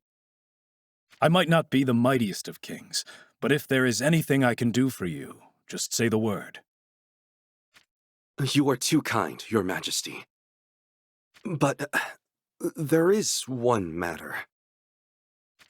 What is it? You may speak freely. It is in regard to King Kuri of Wazet. King Kuri. I am due to meet with him soon to discuss the state of our alliance. Well, I have heard rumors that Wazet has shifted its allegiances to Lycaros. King Kuri is known for being cold-hearted and calculating. You wish to say that we should end our alliance with Wazet? Well, not exactly. The shortcut to defeating Lycaros would be to eliminate Kuri and assume command of any remaining Wazet forces. Your Majesty? No more than mere moments ago, you stated that your church was a neutral presence. But what you just said proves to the contrary, in that you would have Lycaros destroyed. That's because many people will suffer if we leave Lycaros to its own devices. What's to say that you, yourself, are not in league with Lycaros? Why, I would never! No kingdom other than Lycaros would find joy in sowing such seeds of discord between Horn and Wazet. I apologize if I made you uncomfortable. But to back one side or another while touting neutrality is not an act to be lauded. Even if what you suggest is correct, I do not think I will be heeding such counsel. I am deserving of your reprimand. I was out of line, and for that, I am deeply sorry. So long as you see the way of things. But do not fear. Horn possesses the ring Gilgamesh bestowed upon us. No matter what Kuri schemes, we shall be able to handle it.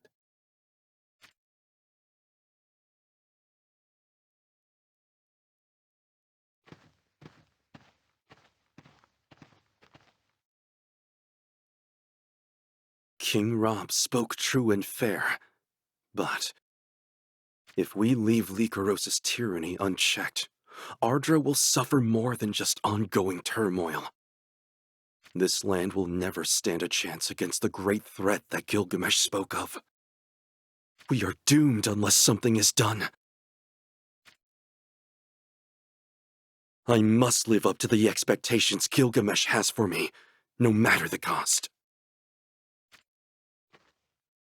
I am so sorry.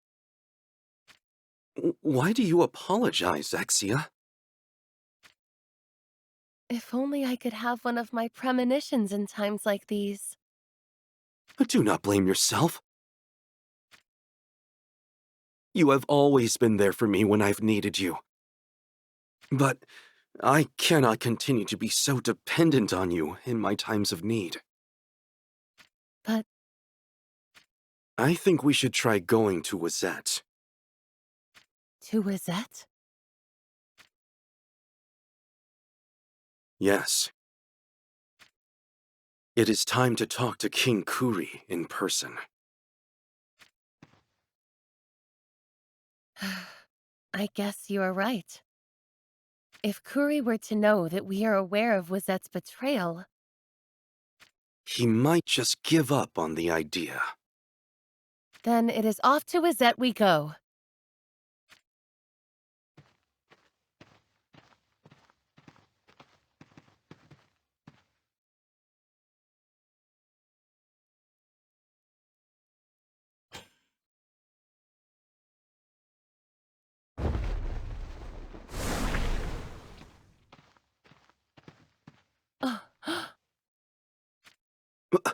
What is it?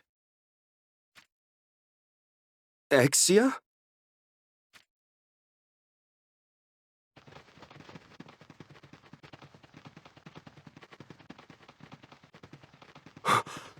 These are Wazette's forces. Could this be King Kuri himself? A rare sight on the road indeed.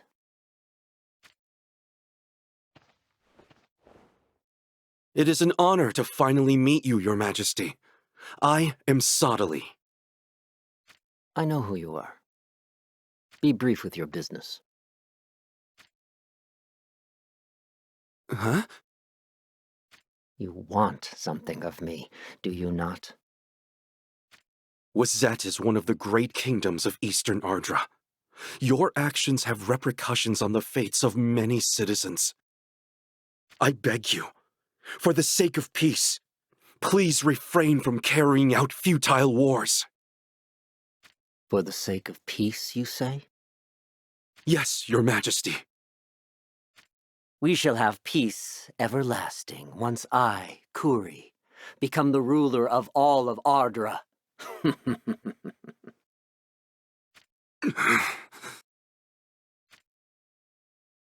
Sodali?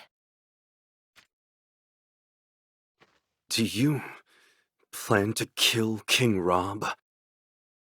What? No, Sodali, this isn't wise. King Rob is fully aware that Wazette is in bed with Lycoros. I believe the only road to peace is for you to uphold your alliance with Horn and stand with them against Lycoros.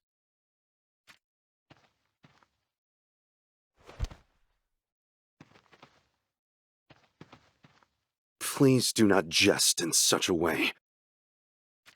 And if this is no manner of jest, what then?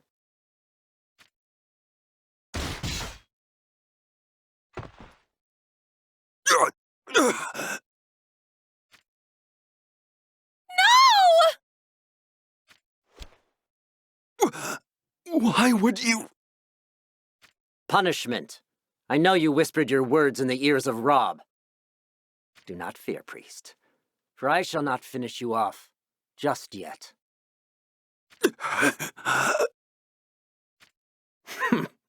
You follow the teachings of your god, you say? How laughable. I, Kuri, am God. Or at least one day I shall be, someday soon. It is a certainty. And once I have shown the world my divine power, only then shall I have you executed.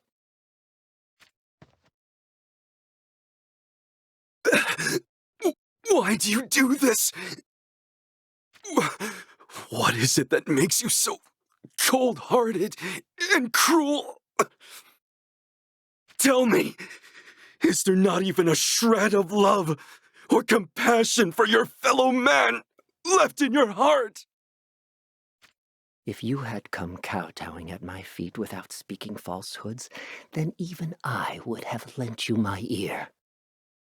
However, I see what is really going on here.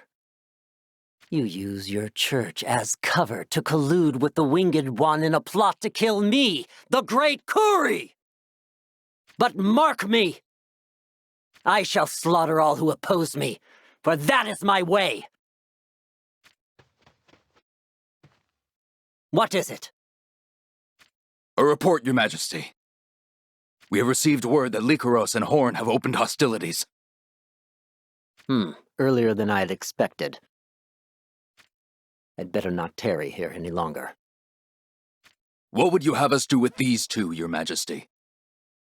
Throw them in the castle dungeon, for all I care. Yes, Your Majesty. Run, Exia! But I cannot leave you! You must report this to Gilgamesh at once! Go!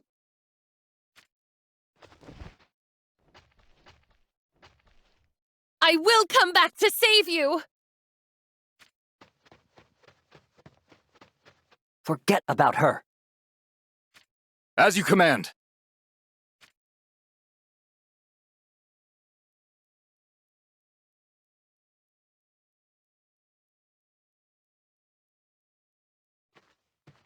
You're coming with us back to Wazette Castle. Get moving. Why, you?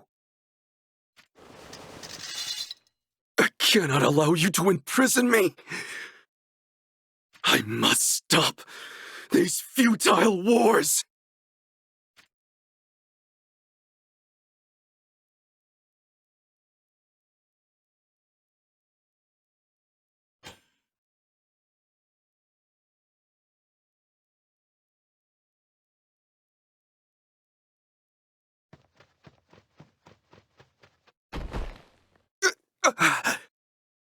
It's no good. I shall never make it in time. And alas,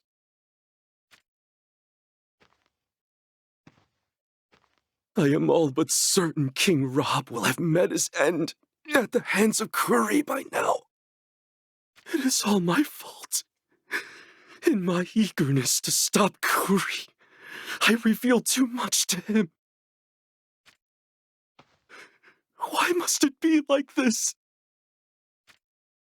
Why do our best laid plans fail so? Gilgamesh, my God, has placed his expectations in me. And yet, I have failed to live up to those expectations. No. We cannot be certain just yet. Kuri might not get his way. Even if he were to kill King Rob, Horn's forces would respond in opposition to him. Yes, that's it. Even Kuri must realize that if he were to perform such an act before the war is decided, then his own life would be at risk. King Rob may yet live. All is not lost. I must make haste to the battlefield.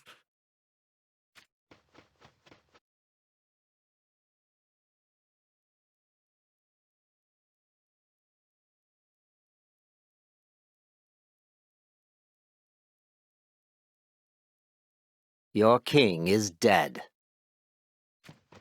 You lowly... Oh? There are yet those who would stand against me? Then remember this. We have your newborn prince. His name is Dario, I believe.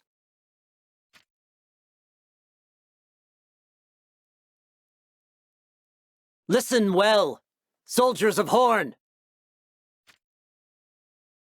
Do you detest the great Kuri? Hate me all you want! But remember, we are in the middle of a war with the mighty kingdom of Lycaros to the west! If you want your revenge on me and to take your kingdom back, then you must first defeat Lycaros! For if you do not do so, your final hope, young Prince Dario, shall perish.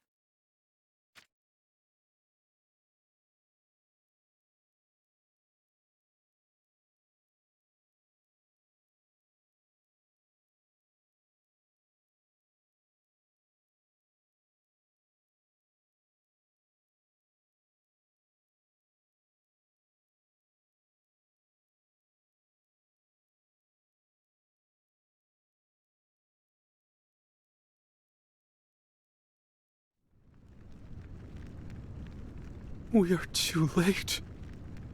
What have I done? Instead of ending this war, I have made it worse.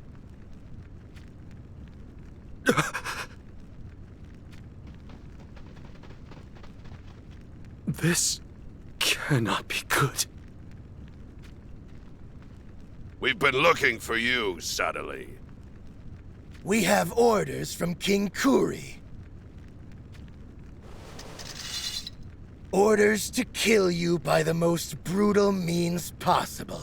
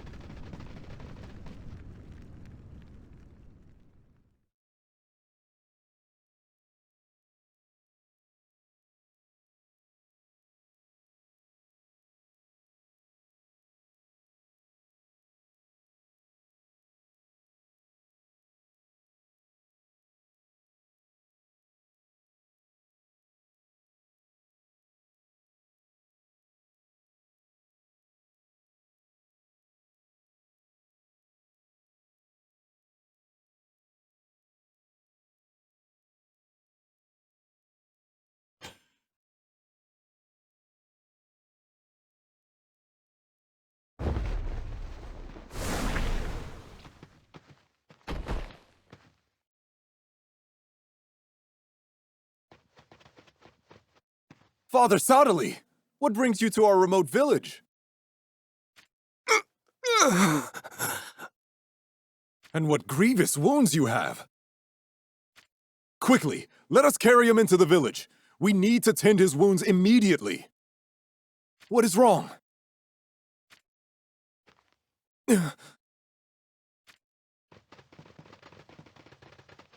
Out of the way.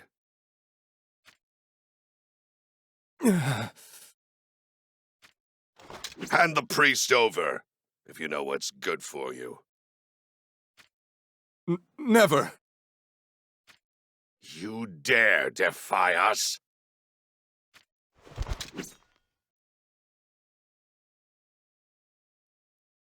Do not do this. Spare your own lives and hand me over to Wazette. They will kill you if you disobey them. We cannot do such a thing. That's right. We could never hand you over to the likes of them.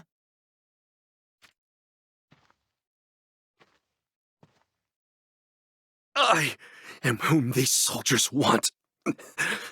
They have no interest in your village. Father Sadali!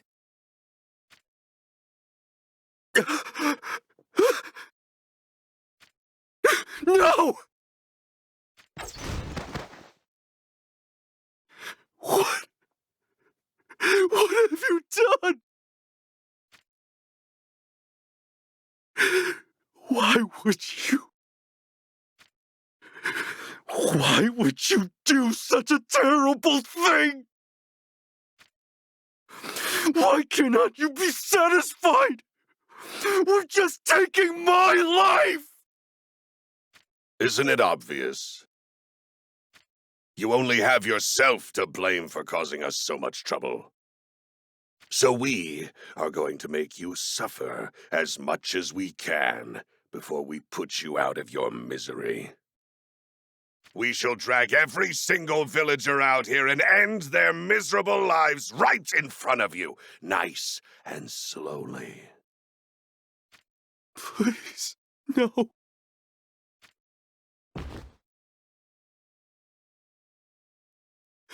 Oh, Exia. I'm here! Fool! You escaped with your life only to throw it away again!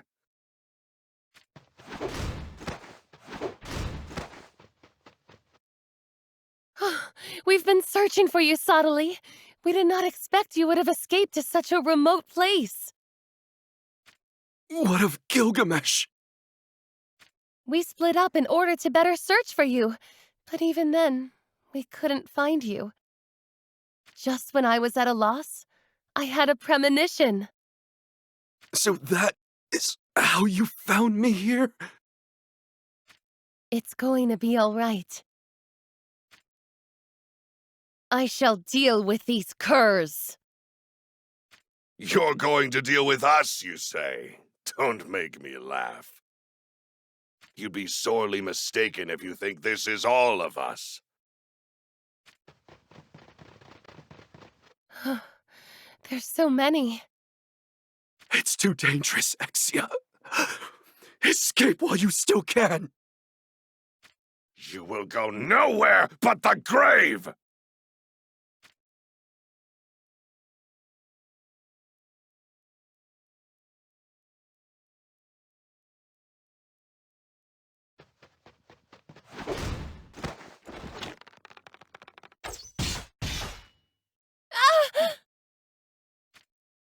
Exia!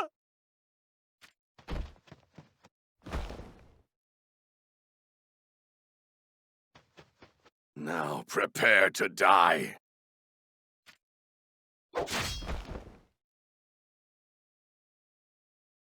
So much for being the messenger of God.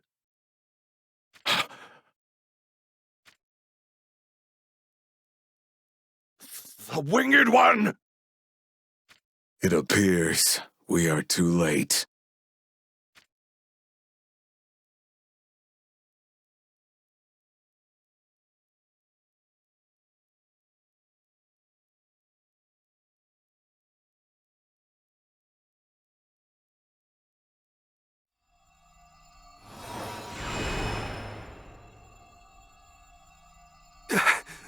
My head...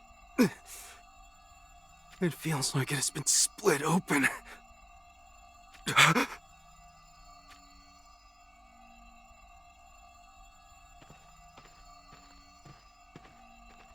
Where am I? How did I come to be here? Where is Exia? And what of those villagers? There is no need to worry. Exia lives. And that befell you no longer happened. What do you mean by that? My head! My apologies for what you are experiencing. What in the heavens happened? The last thing I remember was being chased and fleeing to a remote village. Then those Wazette soldiers appeared. And Exia came to save me. But then... we were both... We have turned back time. Incredible. Are the two of you capable of transcending time itself? Allow me to explain it as simply as I can.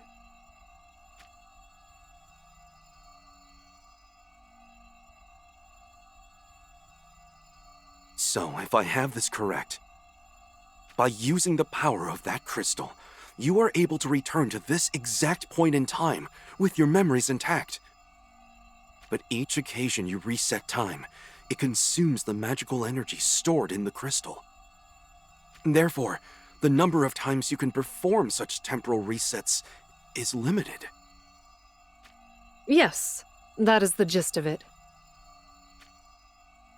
It is possible, even for those who lose their lives, to return with their memories intact.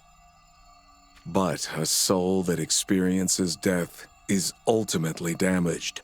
Should it go through the process too many times, the mind will begin to deteriorate. Then, this pain I feel coursing through my head. It is the scream of your very soul. So that is why you gave me your apologies just before. We could have reset time with you losing all memory of what had transpired, just like Exia has done. But doing so would leave us no wiser, and only having wasted our time. I understand your decision. I shall view this as punishment.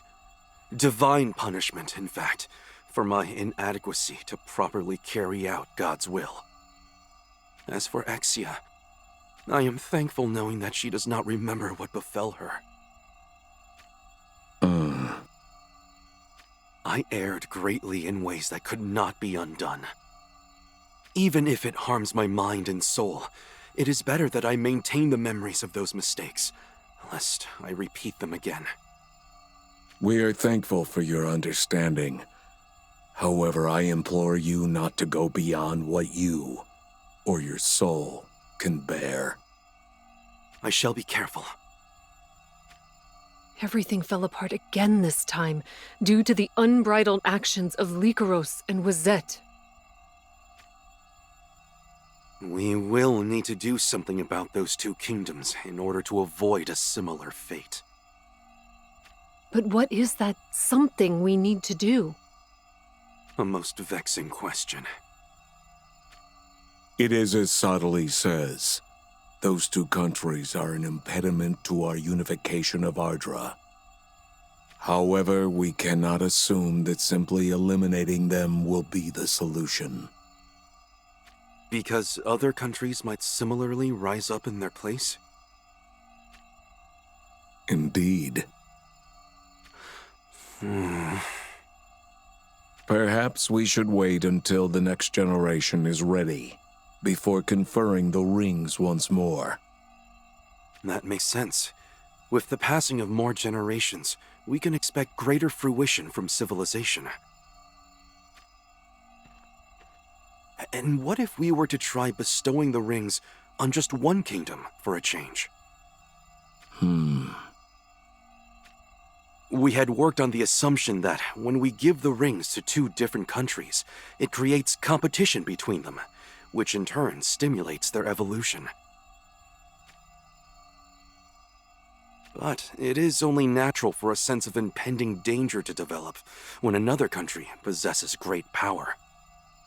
And as a result, the outbreak of war becomes an inevitability. In that case, it could be an interesting strategy to try giving a ring to just one prudent kingdom. That is my belief. What do you think about Heindler? I have no objections. The royal family of Heindler is said to have the proud blood of the dragon in their veins, for what it's worth. Then so be it.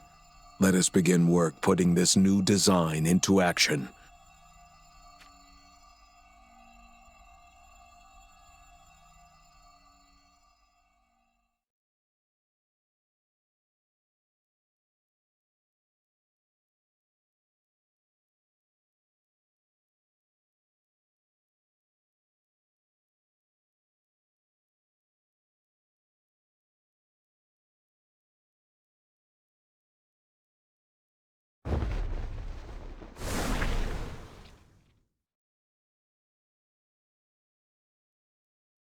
My father was slain by Lycaros.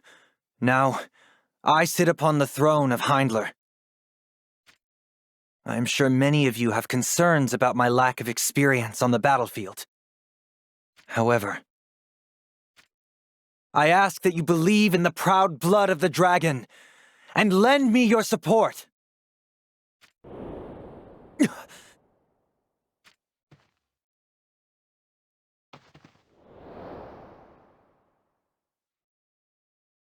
The Winged One. For what reason would he come here? How dare you trespass? Leave now or suffer the consequences.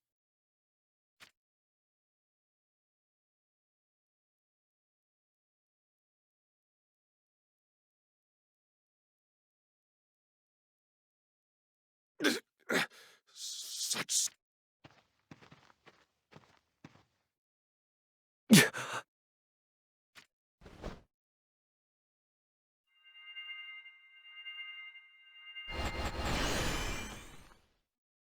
Damn you! Stand down.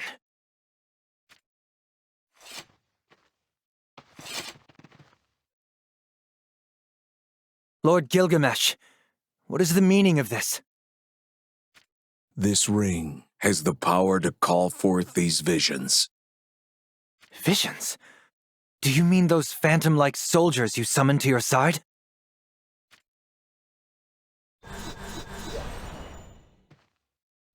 Take it.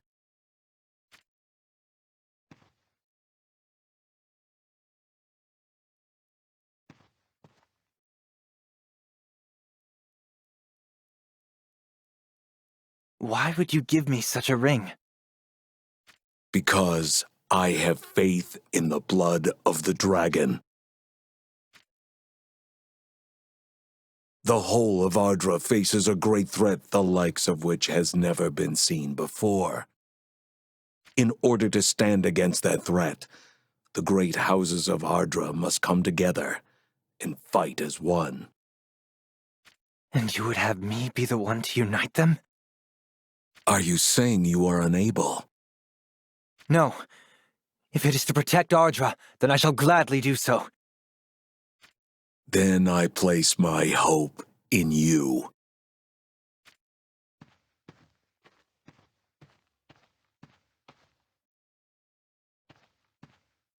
The Winged One has placed the fate of Ardra in my hands. What's more, he has granted me his divine power. We no longer have anything to fear from Lycaros.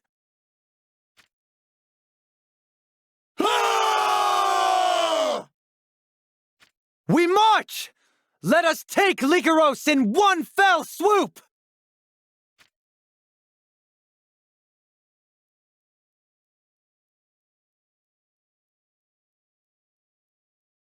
Interesting. So, the Winged One appeared in Heinler and bestowed Oberon with a ring that has mysterious powers. Yes, Father. The information appears highly credible. For someone who is revered as a god to throw his support behind a single kingdom, it is surely a sign that he is up to some manner of wicked scheme. I suspect Heinler will approach Horn in order to better stand against Lycaros. In which case, we shall form an alliance of our own, with Leonis and Ovis. Ovis will not be much of an issue. However, Leonis may require some persuasion. And I have just the thing to persuade them. I am all but certain Gilgamesh is colluding with the Church. Yes, Father. I also feel that is the case. And what is the Church's objective, then? What meaning is there to their needless interventions and disruption of Ardra's power balance? Sadly must be utilizing his divine favor to repaint Ardra's power map with the aim of becoming the leader of all the land.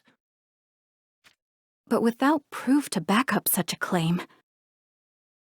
Oh, I have proof. Really? Surely you have also noticed it. Sadly and Exia have not aged a single day since the time that I was but a boy. For a certainty, that must also be the doing of Gilgamesh. And you think that is how Sadali has ceased to age? A self-appointed messenger of the divine who has been bestowed with everlasting youth now actively intervenes in the wars of this land. Is this for the sake of peace? Surely not. It has to be a ploy to dominate us. If that is true, then we cannot allow Sodali to have his way. We need to expose his little secret, and if possible, steal his power away from him. Glaciella, will you do this for your father? Leave it to me. You openly accepted my lowly birth and my family, father. My dear Glaciella, you are a wise and bold warrior who has inherited my own blood. There is none other worthy of taking the throne of Wizette after me. I have long been prepared to lay down my life for you any time it is required, father. I shall capture Sodali and bring his secrets to light. I swear it upon my name.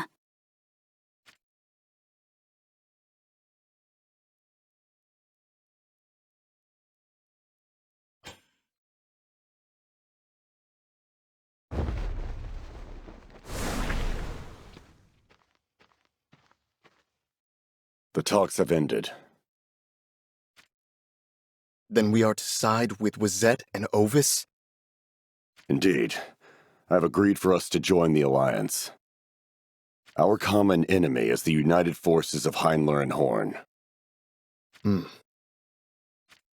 to further solidify our alliance, King Kuri had another manner of proposal.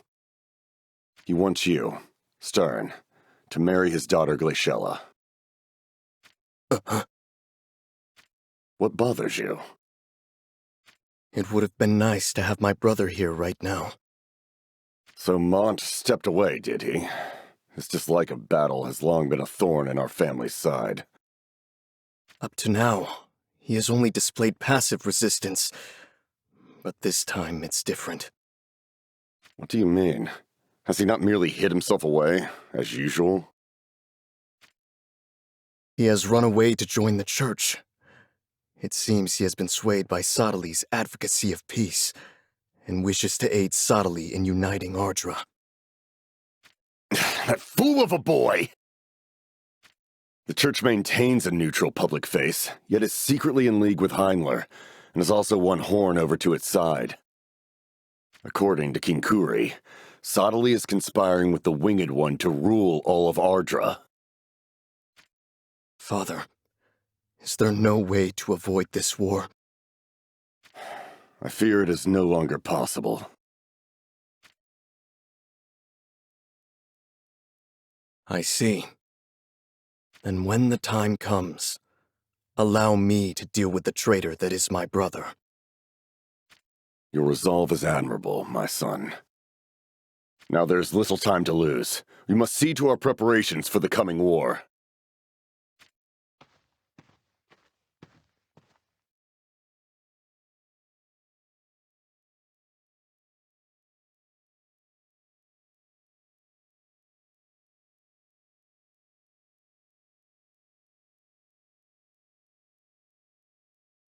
Yet another great war that shall divide Ardra in two begins. I devoted myself wholeheartedly in my dealings with the great houses, and yet... Am I at fault here? Was I wrong in my ways? What was it that I lacked? Once this war starts, there will not be a king left who will lend an ear to my words. They will be too busy fighting. And what for? Simply to win? To survive? To kill their enemies? Do I even have a purpose to serve anymore?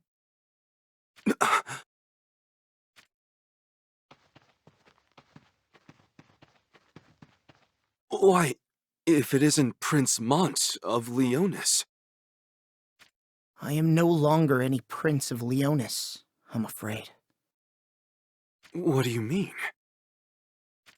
I abandoned my homeland and hurried to join you here, my lord. And why would you do that? Surely you can guess. Not good ever comes from war. Lord Mont was deeply impressed by those very words of yours. Oh. Lord Mont tried his best to persuade his father of that, but King Alda would have nothing of it. It seems that King Alda believes you and the Winged One are conspiring to rule over all of Ardra. I am not fond of conflict. But whenever I express that to my father, he invariably dubs me a coward. Father does not understand me. But if the need arose, I would gladly give my life for the sake of my homeland. I do not lack for resolve. It's just... this war is not a battle to protect our people. It is nothing more than bloodshed to sate the cravings of men. I cannot ask the members of my division to throw away their lives for such a cause. This is why I have come to you, Lord Sottile. My dear Lord Mont. Sorry, but I'm not sure we have time to be chatting. I heard report of Wizette's forces heading for this church. We should hurry and move on while we still can. I cannot run away and leave the villagers here to fend for themselves.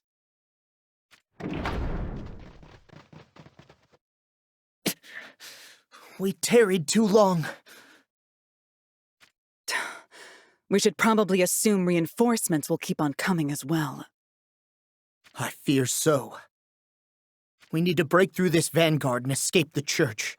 Then we can try to make our way out of the village. Please do not stray from our side, Lord Sottile.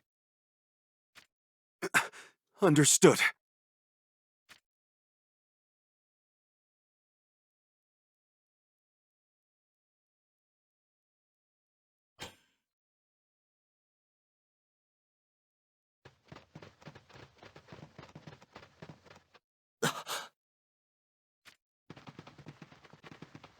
Glaciella. It appears I misjudged you, Mont. I did not care that you hated battle, but to abandon your homeland and run away to join the church. So you are not even going to attempt to justify your actions. Hand over Sottile or else! Lord Mont! I shall not back down, Lilith. Not ever. I shall hold you to those words, brother.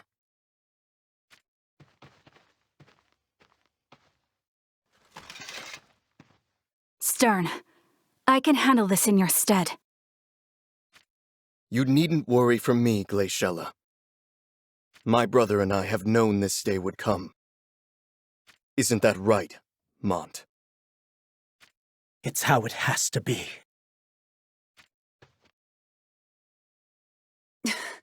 Lord Mont, you are brothers. This isn't right.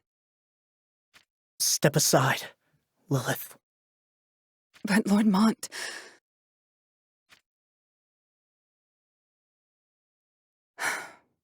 As you command. I guess this means we really are no longer citizens of Leonis. Stern. There is naught to worry about. I know my brother's skills with the sword better than anyone. I assure you, there is no conceit in my words. In truth, I all but tremble at the prospect of finally fighting my brother for real. Let us do this!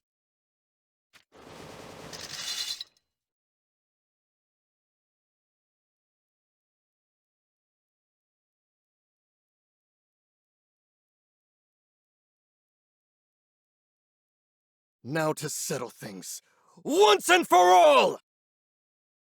I shall not be beaten!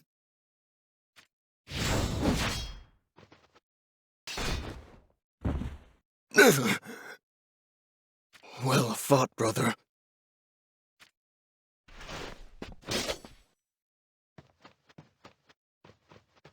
If only we could have fought side by side against the great houses instead.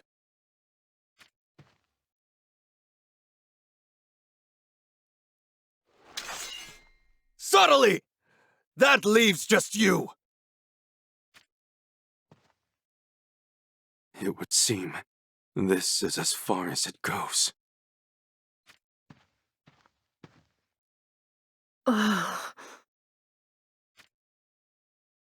Amnilus? I'm sorry. Did you have another of your premonitions? Hexia is in danger. No! Then we had better deal with matters here swiftly.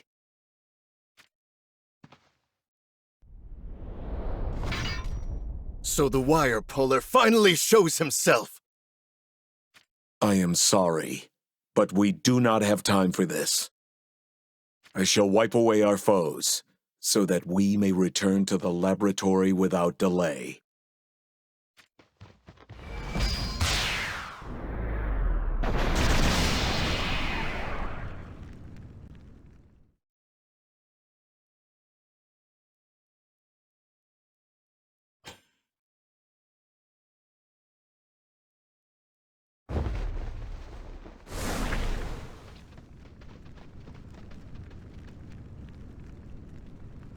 The fire is too fierce!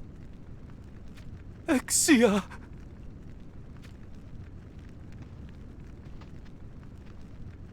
Subtly! What happened here?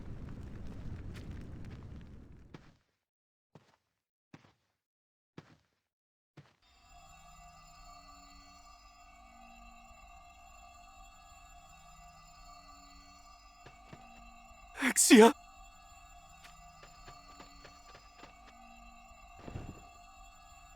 Hexia! Wake up! Hexia! No! Subtly, is Hexia all right?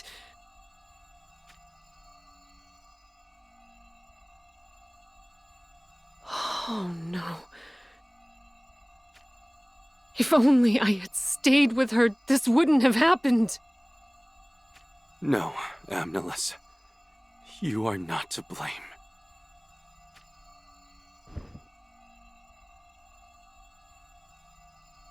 This is all his fault. His fault? Do you intend to stop me? Or are you going to remind me about turning the other cheek? Who do you mean when you say it is all his fault? What good would it do you to know? Would you lend me a hand in seeking my revenge? I cannot help you fight a personal grudge. We are in a position where we must be open to all possibilities. We cannot show favoritism to one military force over all others, or harbor animosity to them either. A personal grudge? Are we not comrades? Fighting on the same side for the future of Ardra? Please do not try to stop me. Subtly. You mean to remind me that if we turn back time, then none of this will have happened. And we could do it all over again, if only we do not keep our memories of it. No. His sins will not be erased. He will not get away with this so easily. I am going to punish him for what he has done. And I do not care whether you reset time so that it never happened. Hexia's suffering and sorrow, and my wrath, I shall carve them into his very soul. So get out of my way!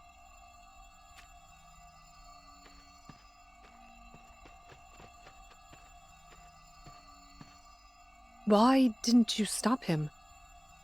If Sottile becomes consumed with vengeance, he will no longer be able to unify the populace. You can still stop him before it's too late. No, we should turn back time. You are probably right. Doing so will certainly undo Exia's death. But what will become of Sonali's feelings?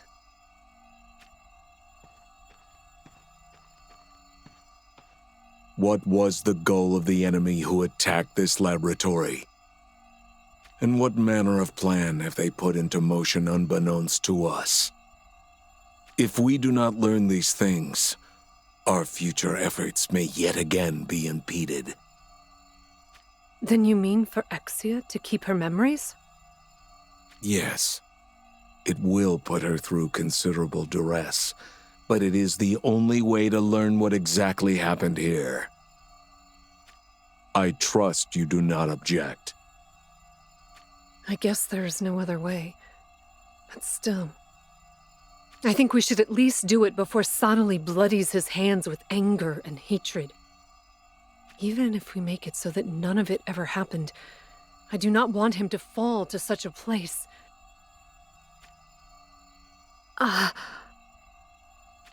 Another premonition.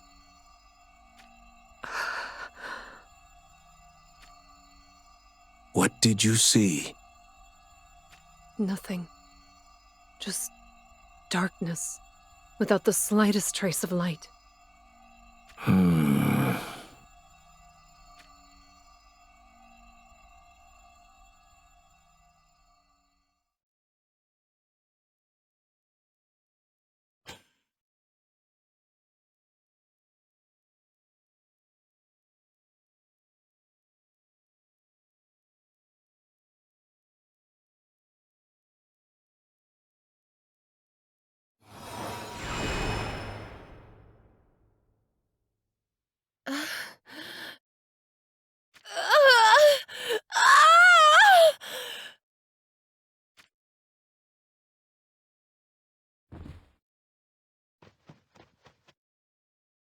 Exia!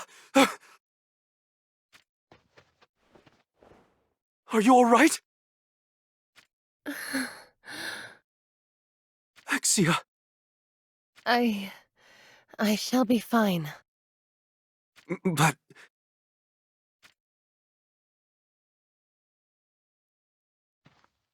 Is it your head again? Does it hurt? Yes, but it feels like the worst has passed. Something is not right. We were meant to give only one ring to the King of Heinler, so that the major powers would come together under his leadership. Why did we suddenly abandon that plan before any conclusion was reached? When I asked Gilgamesh, he would not answer me. And now you suddenly suffer from what appear to be some kind of seizures that steadily grow worse. Tell me, Exia, what has happened that I do not know about? Nothing. Nothing at all. You lie. There is something you are hiding from me. You worry too much. I am just as fine as ever.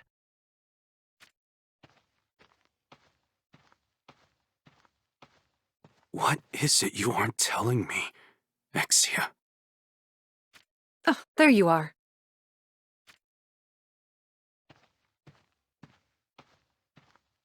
Oh, Amnilus.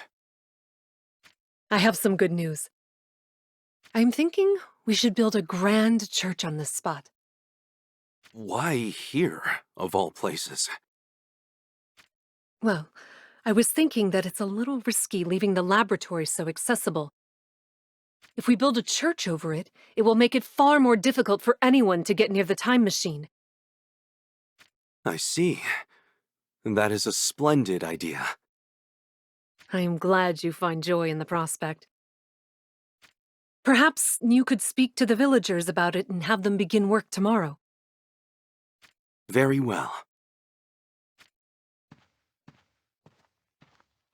Why is Amnilus eager to build a church here all of a sudden? If we build a church, it will make it difficult for anyone to get near the time machine. Did somebody find this place when I was not aware? when I was not aware. No, perhaps I was aware, but forgot it ever happened. Wait, that's something I felt Exia knew, but I did not. And then her headaches. They could be the result of only one thing. Good heavens.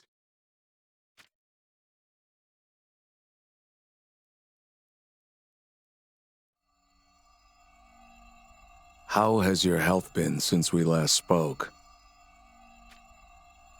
Okay, I guess. I am sorry to have put you through that.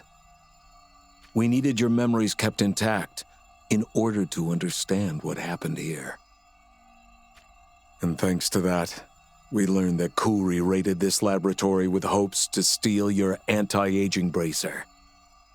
I knew he was cunning, but even the bracers did not slip his attention.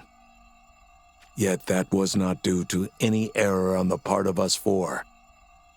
Which means Kuri may indeed uncover the secret of the bracers once again. There is one thing that concerns me. I fear that, sooner or later, Sadali shall realize that I have memories of my own death. No matter how hard I continue to try and hide it from him, he will eventually notice even the littlest of signs. And once he does realize, I worry that it will become a cause for division between you and he. Long ago, I lost someone that I cared for deeply. Oh? Even now, the image of her dying face sometimes haunts my dreams. I do not wish Sadali to suffer his own unforgettable torment any further. Any further? You mean he has suffered my loss before? Yes, several times, in fact. You do not need to worry about us. We have remained resolute since the day we left Tessera. That we no longer live for ourselves, but only to help others. We knew that we would surely be hurt along the way. But I have Sadali to support me, just as he has me. So fear not. We shall overcome any hardship that comes our way. My apologies, nonetheless. Do not worry. We will be all right. However, I think it better we say nothing of this to Sadali, or Amnelis for that matter.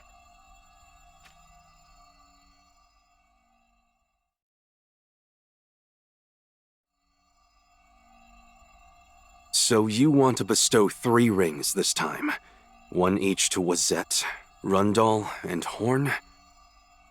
I guess that, if we create a 3-way deadlock, it may prevent one country from getting out of hand. With the major powers keeping each other in check, they may come to depend on you all the more as a mediator. That said, I do not think we can expect much from furnishing Wazette with a ring. Perhaps it would be wiser to confer just 2 rings, one on Rundal and one on Heinler. Or we could try entrusting rings to Horn and Ovis, then have them keep Lycaros and Wazette in line while making contact with Heinler. No. Let us follow my plan to bestow a ring upon each of Wazette, Rundal, and Horn this time. So, my opinions are not worth lending an ear to? This is not true. Then does that mean we have already tried the option I proposed? And I merely have no recollection of us doing so? What is it you mean to say? Nothing at all. Forget what I said. We have asked the villagers to build a church here, so construction work should soon begin. I see. but that alone may not provide the momentum required. Actually, I am thinking that once I have enough churches and believers, I might make for Wazette.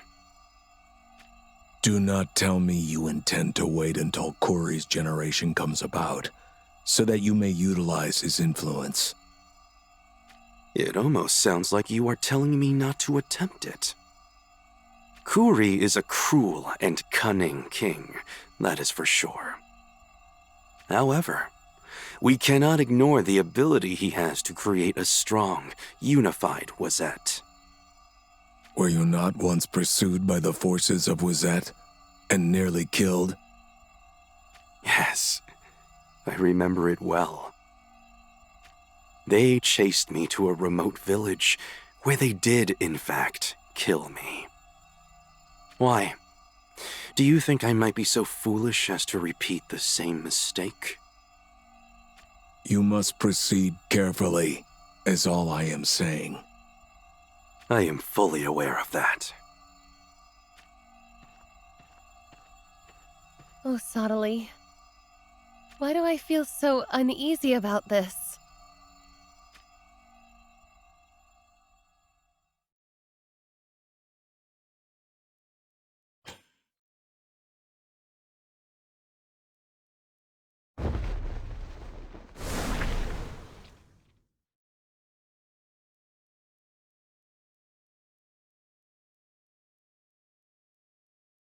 And what brings you here, priest?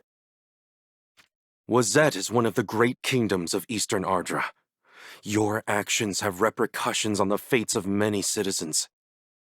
I beg you, for the sake of peace, please refrain from carrying out futile wars. Curse my tenacity if you must, but it shall not stop me from pleading this cause to you again. Again? This is the first time you have pleaded your cause to me. Of course, yes. This is the first time we have met, indeed.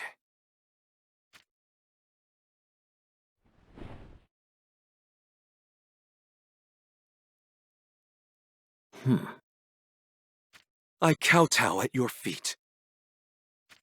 And I do so without speaking any falsehoods. I beg you, please, for the sake of Ardra, use your power to put an end to these needless wars. The answer is no. Oh. Even though I accord you every courtesy, Your Majesty? Do you really think the likes of you could move me, the great King Kuri, with whatever piffling words you regurgitate? Seize him!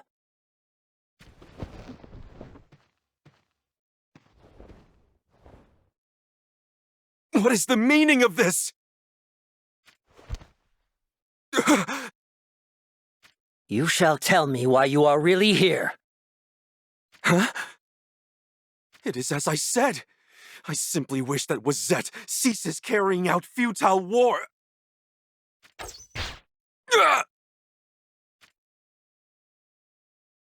If you do not wish to give me a straight answer, then so be it. I am answering you honestly, Your Majesty, without any falsehoods. Then allow me to ask a different question. What shall you do once our wars are no more? Do you think we shall all live happily ever after? Well, Ah, suddenly you lose your way with words. You and the Winged One are scheming some kind of treachery together. Admit it. No, that is not true! A moment ago, you said that you speak without any falsehoods. Those words themselves were not the truth, were they? Answer me, priest!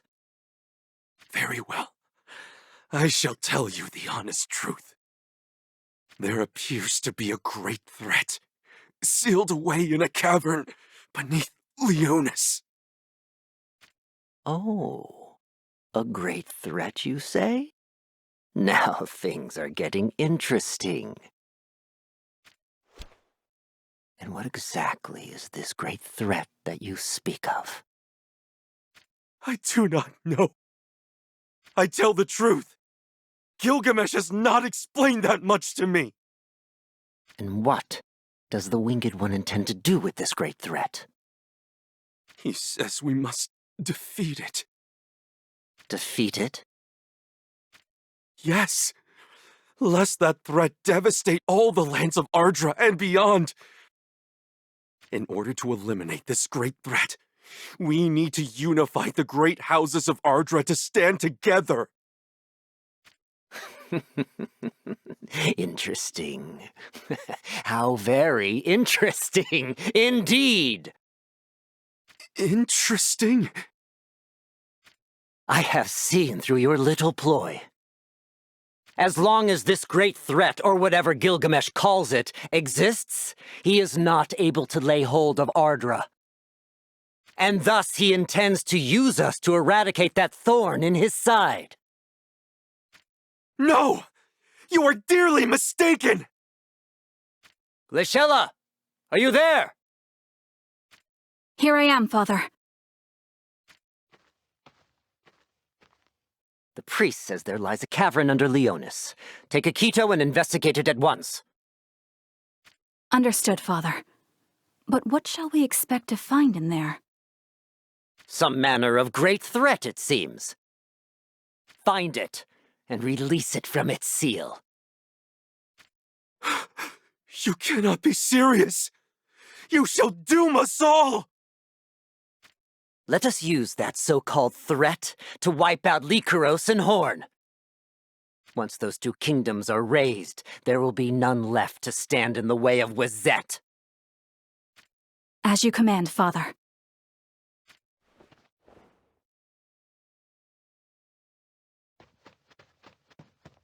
You mustn't do this!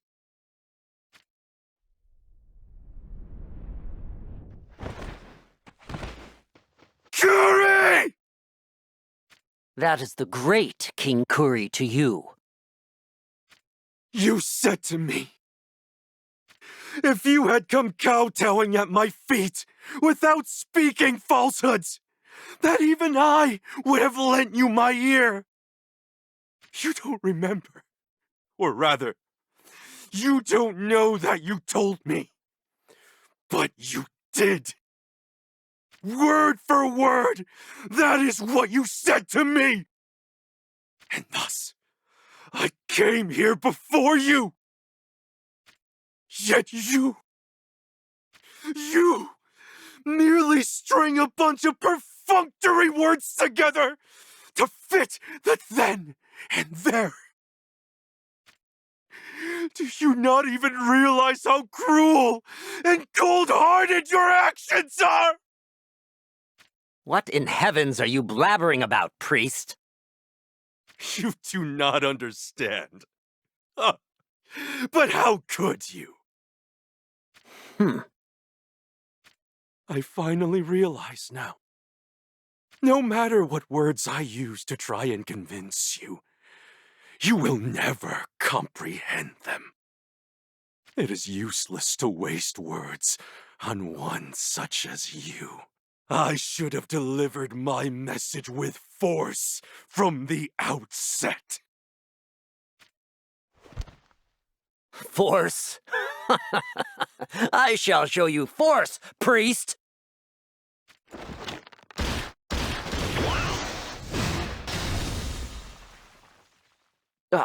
Impossible. You make light of me as a mere preacher. But I have lived many times. No, dozens of times. Longer than you. And I have grown. Now I shall cast out the corruption that defiles your flesh!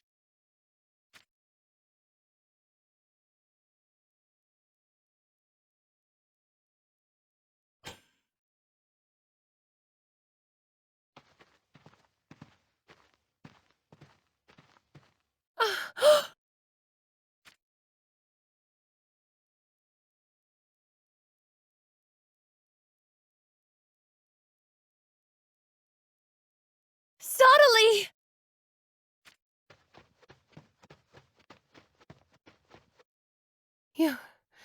You're alive, aren't you?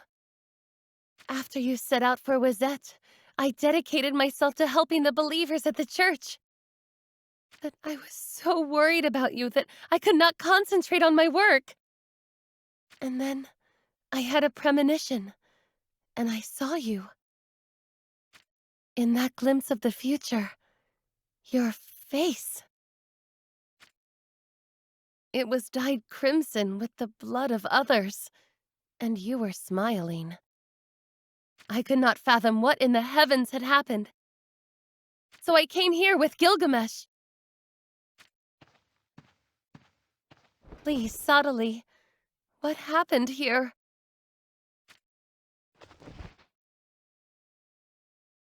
Subtly?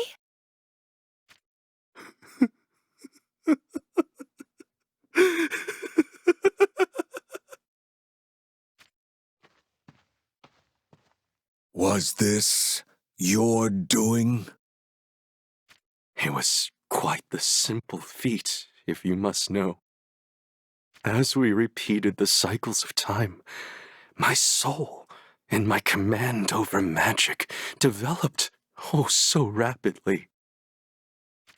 In the end, it seems I did not have to use words to convince these people at all. Subtly. The answer was force.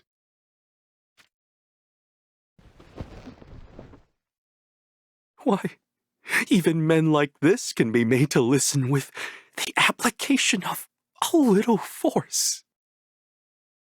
Do you truly mean the words you speak? Answer me, sottily. What would you have had me do?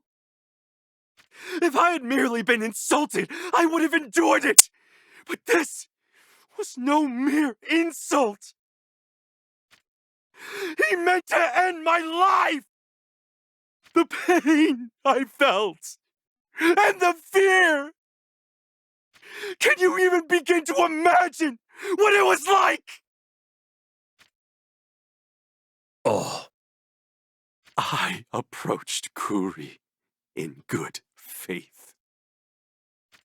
But he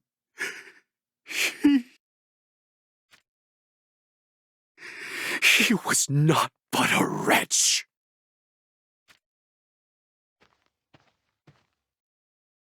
I did exactly what he had asked of me. I kowtowed at his feet without speaking falsehoods.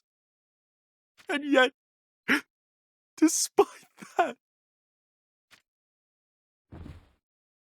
Kuri had no intention of lending his ear to my petition from the outset. You expressly chose me to do your bidding. Yet what use am I? Do you even need one such as I to begin with? Is there really any necessity to seek audience with men like Kuri? To be obsequious to them with fake smiles and fawning pleasantries? Is this what you chose me for? Is this the role of your divine messenger? I sense a disturbance. Subtly, what else have you done? I was all but tortured by that rotten king. The pain was too much, and I broke. I told him the truth. That there is a great threat lurking in a cavern beneath Leonis. Did Wizette dispatch soldiers to go search for it? Yes, I believe so. We had best head there at once.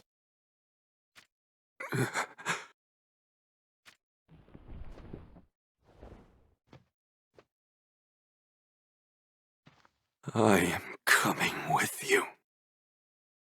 But you are in no state to... I need to reap what I have sown.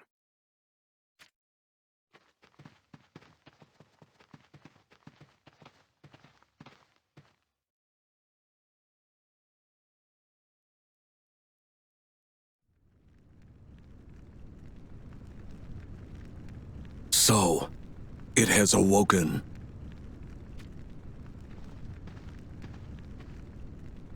Are you okay? You look ghastly pale. It is nothing. I shall be all right. It appears the forces of Wizette breached the cavern where the Realm Scourge was sealed and awoke it. So its instincts have reacted to the scent of their blood, allowing it to break through its bonds and ravage its way here to the surface.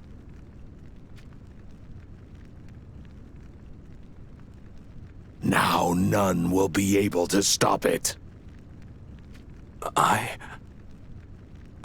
shall fight it. To what end?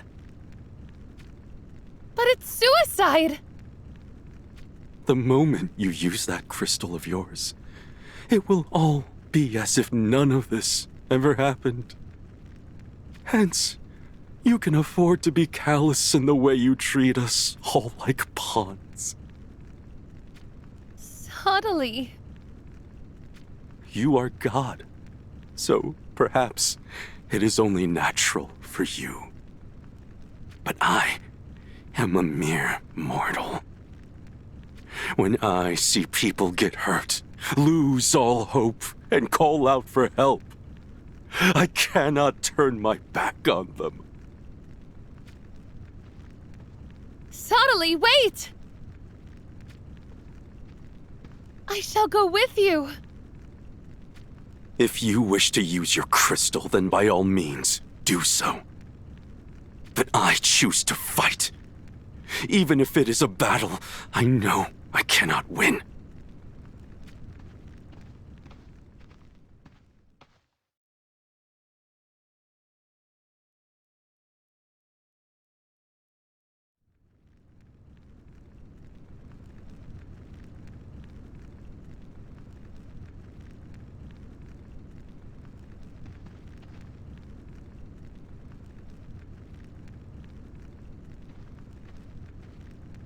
Poor Sottily. It is my fault for not guiding him on the correct path. I wish to spare these two of the great burdens we continue to force upon them. Then, should we consider removing their anti-aging bracers? That may be what it takes. Sottily and Exia belong to this land of Ardra. Merely having a few people who live forever exist here is enough to upset the natural order of things. I shall not allow you to do that.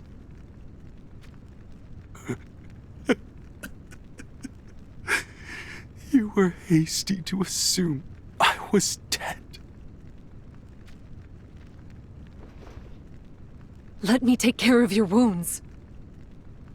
That will not be necessary. But Sottily.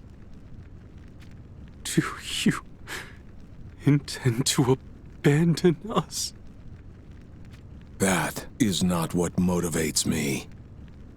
But the result will be the same, regardless. I care not if you use the crystal to turn back time. But no longer will I be forced to redo my life each time you do so. Even if that very fact, too, can be made to have never happened. We are not pawns used to bring about your preferred future. We are humans who are living in the here and now. Do you regard me with contempt? Contempt? Heavens, no. I still believe you are God. I simply no longer have any interest in worshiping you any further. Eventually, that will lead you to desire to kill me instead. What? You cannot tell Sadali that, Gilgamesh! I care not any longer. What do you mean that I shall desire to kill you? You have turned on me with intent to kill in the past. Several times, in fact. Not that you remember, or should I say know of, any of those times. Is that so? So, you have indeed been turning back time on us, without our knowledge. Fear not, for I understand. Despite my outbursts, you have faith in what I can do for our cause, which is why you made it so none of this ever happened. But why do you share this with me now? Is it because you intend on making it as if this very conversation never happened as well? You have the right to choose. The right to choose what?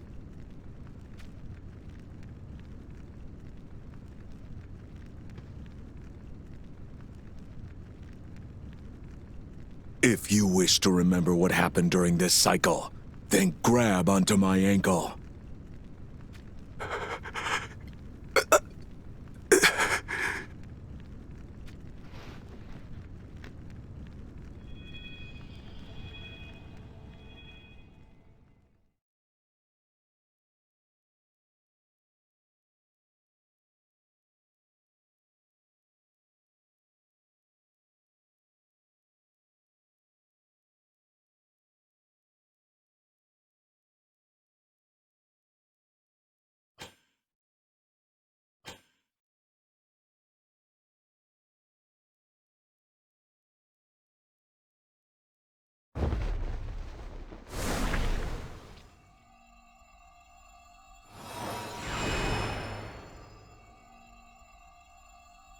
So you chose to remember. I shall respect your decision.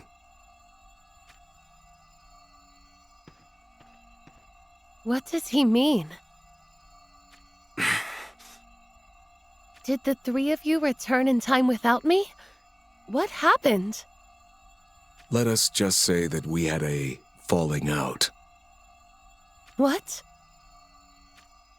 But you can rest assured, I have not given up on our goal of defeating the Realm Scourge. Then what do you intend to do? It is impossible to move the hearts of men merely with vague utterances of fear and despair. Then you intend to spread the word of the Realm Scourge's existence? Indeed I do. I see. And I shall do so, no matter how much you protest. We have also considered that approach, of course. But there is a reason we cannot follow through with it. And what, pray tell, is that reason? I saw the future that decision brings about. As knowledge of the Realm Scourge's existence and the fear it inspires spread, people fell into a state of panic. It is only to be expected, mind you. The Realm Scourge is a weapon that can wipe out entire nations in but one night. Not only is it capable of unparalleled destruction, it inspires chaos and confusion, instilling nightmares in the hearts of the living. In the future I saw, the people created a terrifying weapon of their own to fight back with. A weapon to defeat the Realm Scourge? Yes. The Mournblade, forged by Misachika. So you hesitate to spread the word of the Realm Scourge's existence, in fear that it will inspire the creation of this Mournblade? Precisely.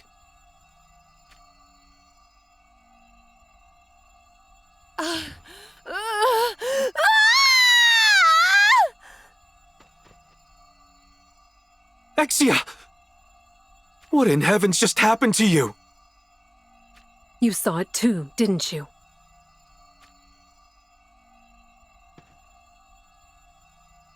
Tell me, Exia, what did you see just now? It was a future so terrifying I wish I could not recall. The creation of the Mournblade spurned the Realm Scourge to become something even more dreadful. An endless cycle of killing went on, raising not just these lands, but even spreading to the total destruction of other planets. Unbelievable. It is for that very reason we refer to the Realm Scourge only as a great threat when dealing with the general populace.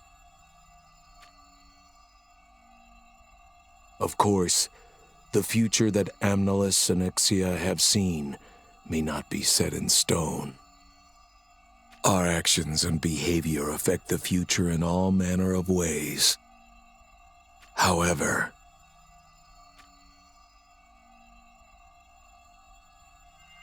your crystal's light grows dimmer. Yes, that's right. It only has a small amount of magic left in it. which means we can no longer turn back time anymore. So the next deaths we meet will be our final, actual deaths. I'm afraid so.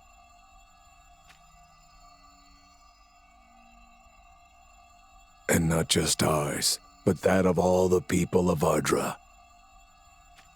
Knowing this, do you still intend to carry out your plan?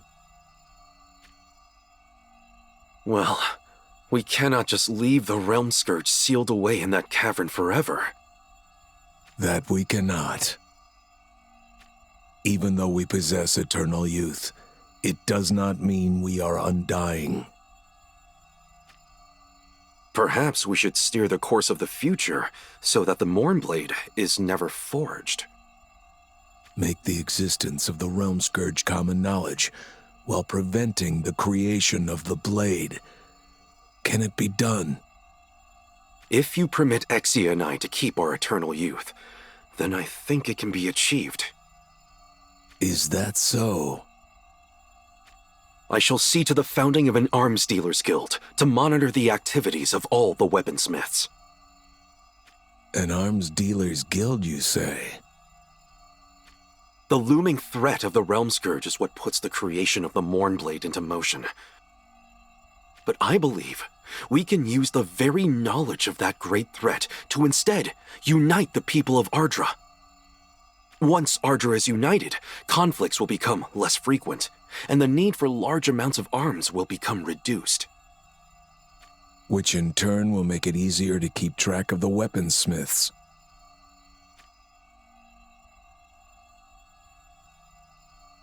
What do you think, Amnelis? The plan does have a certain logic to it.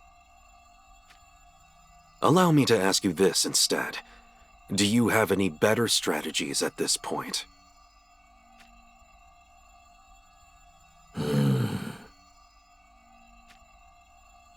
As it seems you do not, I shall pursue my course then, even if it costs me my life. And should you wish to stop me, then I suggest you just cut me down.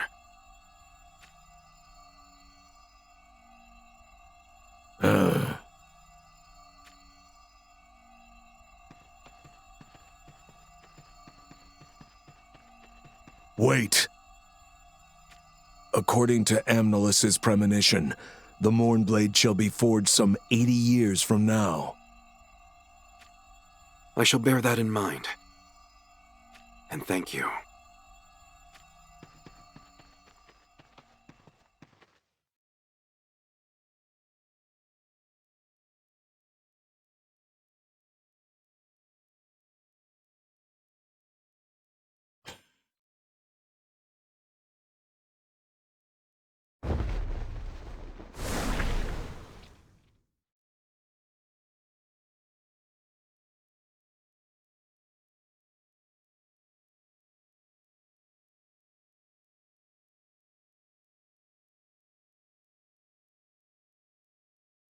It is good to see you all again at long last.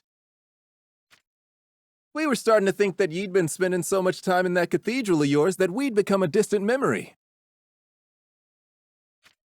I could never forget about any of you.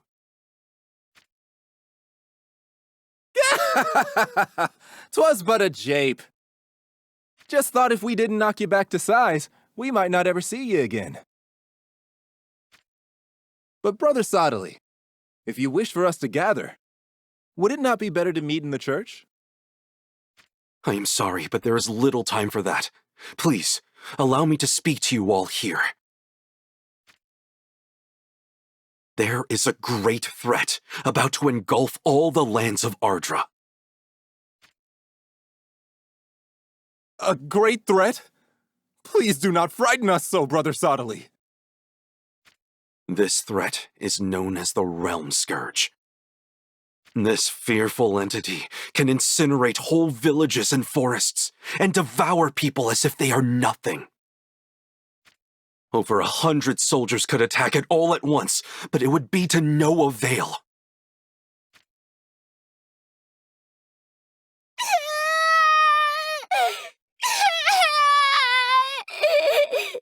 Brother Sottily! Why would you tell us such a terrible thing? Can't ye see everyone trembles in fear now? It is the truth that I speak unto you. The truth? But... The Realm Scourge will scorch the earth across all of Ardra. And not a single soul shall survive in the wake of its destruction. Then what do we do? Surely ye don't mean for us to sit around waiting for this monster to kill us?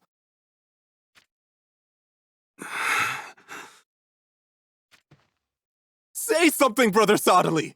Tell us how we can be saved! There is only one road to salvation. What would you have us do?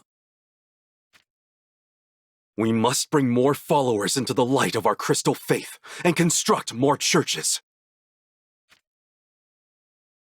Aren't there enough churches already? Why, the neighboring village just finished building theirs the other day! We still need many, many more. But why could you need so many? The more followers we gather, the more we shall be able to influence the leaders of the great houses. The reason the rulers of each country do not take us seriously is because we do not have many believers behind us. However, if we build churches, spread the teachings of God throughout each nation, and convert the majority of their populations, then they shall lend ear to what we have to say, eh? Precisely. Wait, so you told us that tale of the great monster to motivate us, then? No, that was no tall tale. What I told you was the God-honest truth. We had our reservations about using the existence of this great threat to increase the following of our faith, but we no longer have the luxury of choice. The great houses continue to sate their selfish desires with their ongoing wars. But now is the time we must unite and stand together as one against the Realm Scourge. For it is the only way we shall ever save Ardra.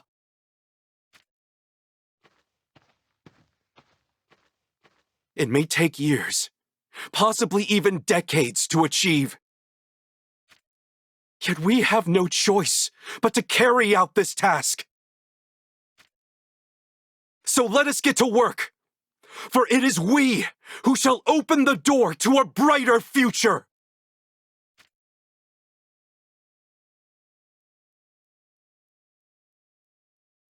I cannot go on. We are destined to die a horrid death. That is not true, my love. Then what would ye have me do? There is no escaping what comes for us. Oh. What are you moping around in here for?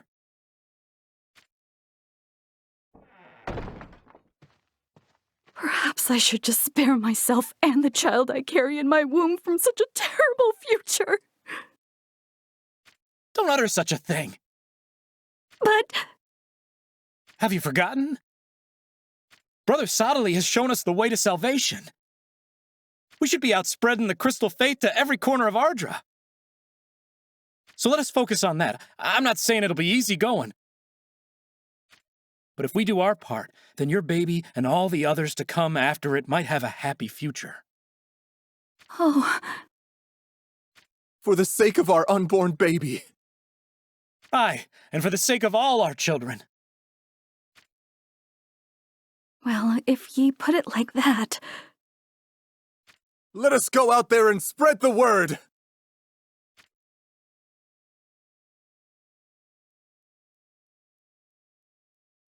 Everyone! I need your help! Long have I preached that you should love your neighbor and lend a hand to those less fortunate amongst you. But there is more that is required of us. A threat like nothing we have seen before shall soon arise here in Ardra. It is essential that we come together and stand united. Let us cast off all hatred and forget any animosities we harbor. For the sake of those who you love, let us share in God's teachings and take action in the name of our future!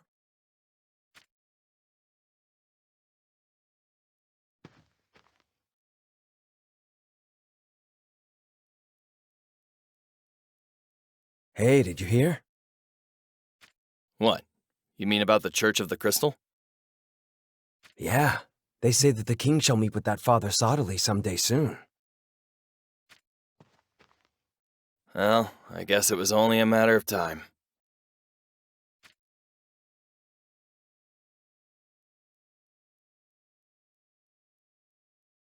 Thanks to everyone's efforts, the Church of the Crystal grows ever larger. In fact, our numbers grow so great that the kings of the great houses can no longer ignore us. But I fear that numbers alone shall not be enough for us to establish a solid union. For that is not so different from using military might to suppress one's opponents.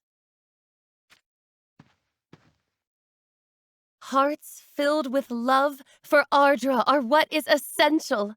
Compassion for those you live alongside.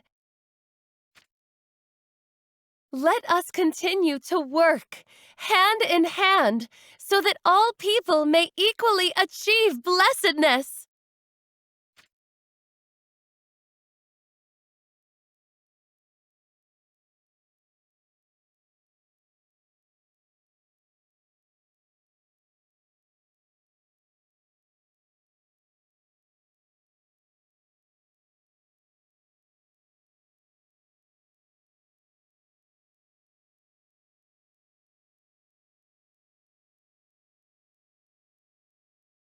Why, I cannot believe how many people have gathered here.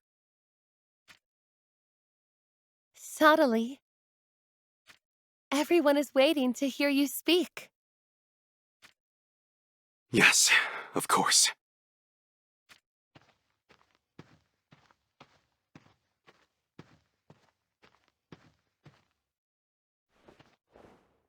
Welcome to our blessed cathedral!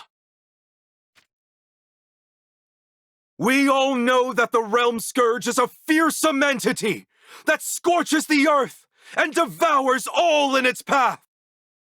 However, at this very moment, I have great confidence. I believe we shall defeat the Realm Scourge. Why, you may ask? It is because we have come together as one united people!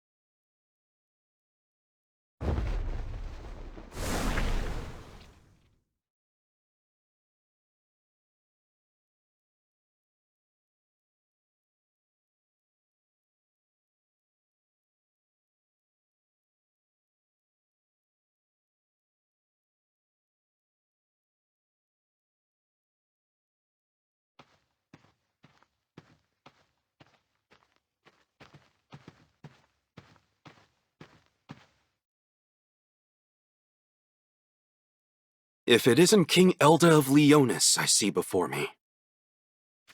In the flesh. You set foot in the lands of Leonis without permission, an act I deem to be one of aggression. Under no circumstances can we overlook such a trespass, even if the perpetrators vastly outnumber us.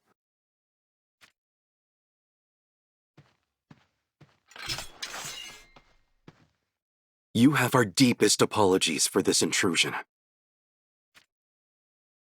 But the truth of our presence is,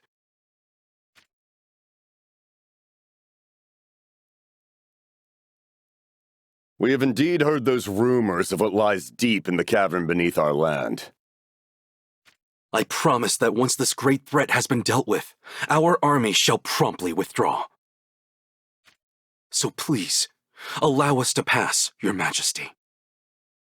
This threat you speak of.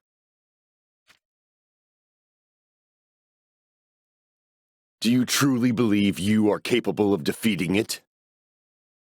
I do indeed. I, for one, am not convinced. What do you think, my sons? I too think they are lacking somewhat. And I agree with my brother. Leonis may indeed be a small kingdom. But even we could take on the likes of this army. Are you implying that we must use force against you if we wish to proceed? Indeed. Successfully break through the wall that is Leonis, and we shall forgive your trespass. Are you sure you wish to do this? It will only bring about the needless loss of life.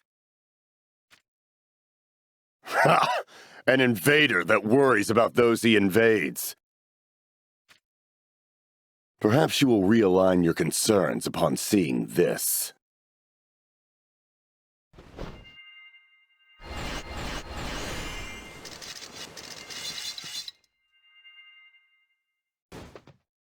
What in the heavens?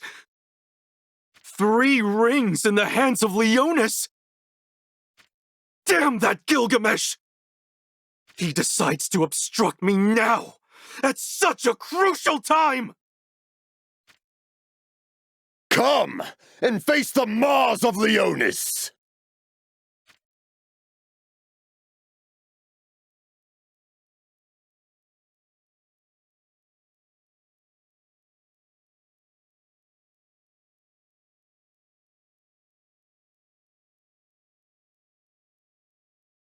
The united army of Ardra lives up to all expectations.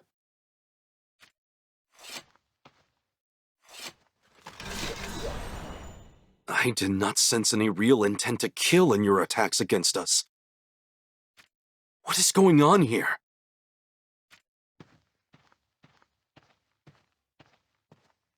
Do not tell me this was Gilgamesh's way of testing us. When the Winged One bestowed the rings upon my sons and I, he told us, "You must test the might of Sadali's forces when they come to your land." Unless that army possesses overwhelming power, you must not let them enter the cavern. But you have done well, Lord Sadali. You have indeed united the great houses of Ardra into one formidable force. So we have passed your test? Indeed. And we shall now guide you to the cavern.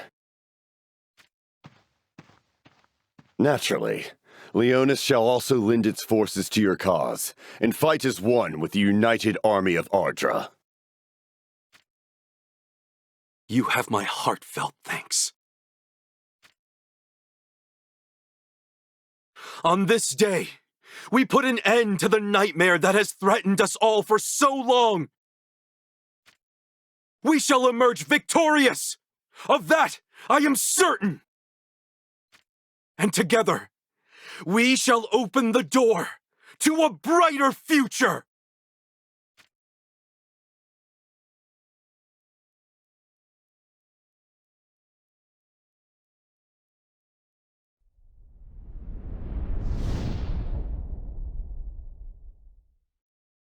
At last, the time has come for us to face the Realm Scourge with the full force of the united army of Ardra. Exia, you came! And Thorbeck is with you too! But of course! My father, grandfather, and great-grandfather have all faithfully served you, Lord Sadali, and so shall I. In fact, the whole village is here in the rearguard, and they're prepared to lay down their lives if needed. But we are all of one mind in our hope for the future of Ardra. Thank you, Thorbeck. And you as well, Exia. Today is the day that we destroy the Realm Scourge. For the future!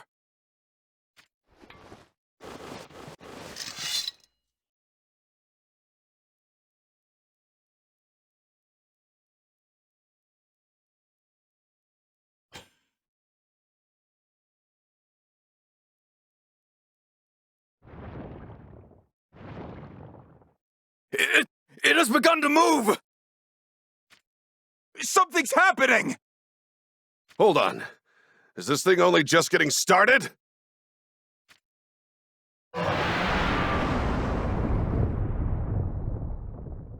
What in hell is going on? The seal that keeps the Realm Scourge suspended has just broke. But how could that happen? I am told that the Realm Scourge grows ferocious at the smell of blood. You don't mean that titanic thing is going to start moving now? I am afraid so.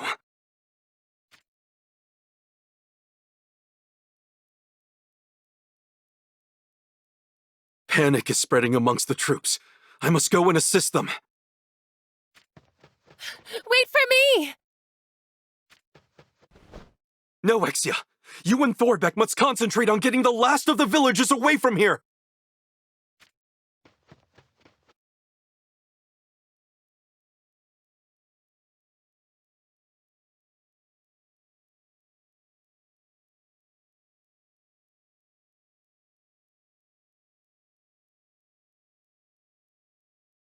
Even with this many soldiers, we fail to mortally wound it. This is hopeless! It wouldn't matter how many lives we had.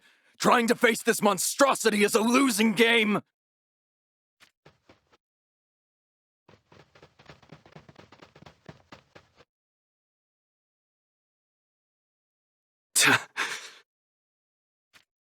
It is not just the soldiers, but even my believers abandoned the battle. This is a complete and utter defeat. Perhaps I was never intended to be the vessel that saves this world, after all. Do not lose faith, Lord Sottile. What are you two doing here? Why didn't we flee, you mean? We could not leave you to face such danger alone, Lord Sottile. But what about the others? We guided all we could to safety. But that rotten Kuri blew up the cavern entrance, trapping us in here. No. He said that such a terrible monster couldn't be allowed to reach the surface. So now we can't flee, even if we wanted to. Which means we may as well die a noble death. I am sorry I dragged you into this. Don't say that, Lord Sottile. My family has stuck by your side since the day my great-grandfather found you under attack by monsters on the shore near our old village. And the time we shared together has been a true joy. I have no regrets. Not one. Oh, Thorbeck.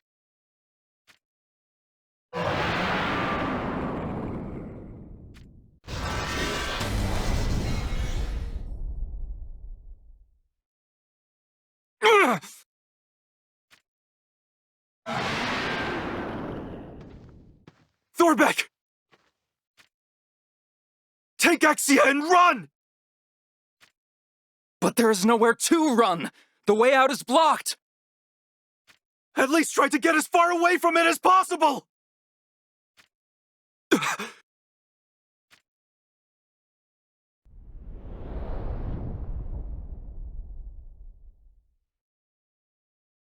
Gilgamesh! It's God! What in the heavens are you doing here? I have opened the way out of the cavern. Are you telling me to flee? There is no need for you to throw your life away here. It shall not matter even if we do escape this place. The Realm Scourge will eventually find its way to the surface and annihilate everything in its path. Besides,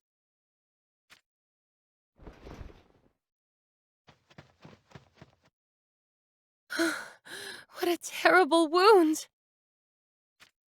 I have a feeling my time is limited. I will not be able to outrun the Realm Scourge in this condition.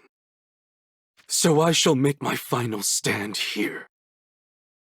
Here it comes!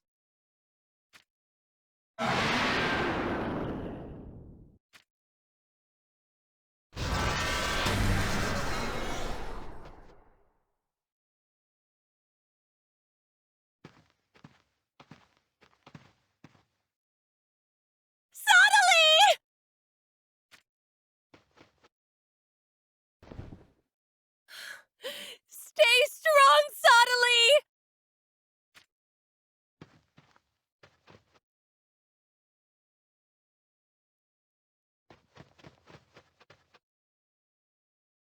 Hand me the crystal! There is no magic left in it. We can no longer turn back time.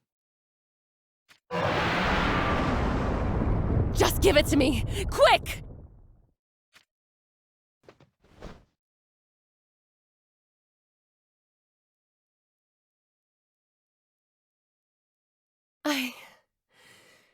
I shall make do. What?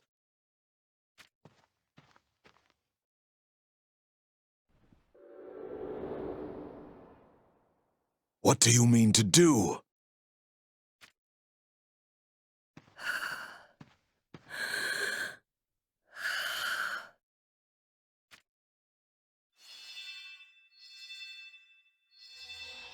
No, you mustn't! Don't do it, Exia! What you're doing will cost you your life!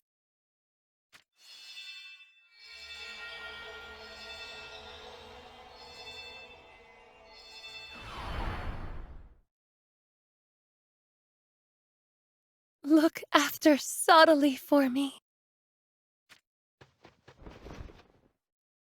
It's almost upon us! Go now! Into the light!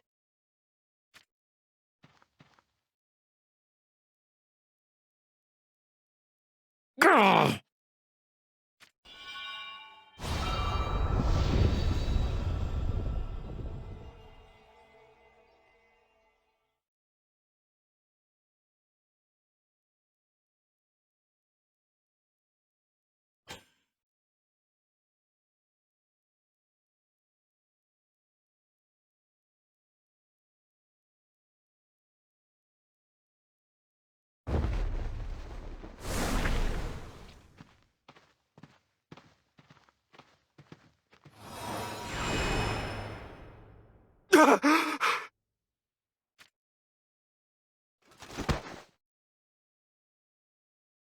No. Exia! How did we get here? What in heavens happened back there? So, you have maintained your memories then?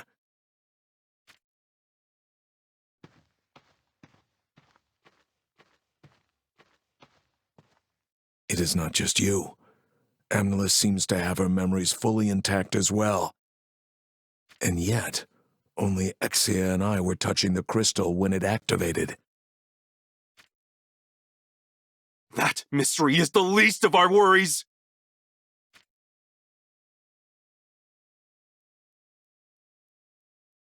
You told us that it was no longer possible to turn back time. So how is it that we are here? It was Exia's doing. She channeled her soul into the crystal. How could she do such a thing? We tried to stop her, but she was resolute in her decision. You tried to stop her? Did you really do so in earnest? Perhaps you merely allowed Exia to sacrifice herself so that you might find a way out of your peril! You doubt my motivations? No, you may do so if it pleases you.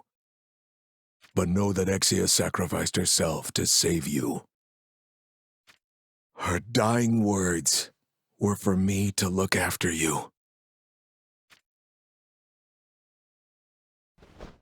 And just as she drew her last breath, she infused her life energy into this crystal.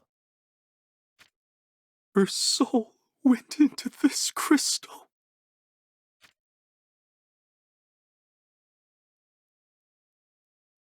My beloved Exia.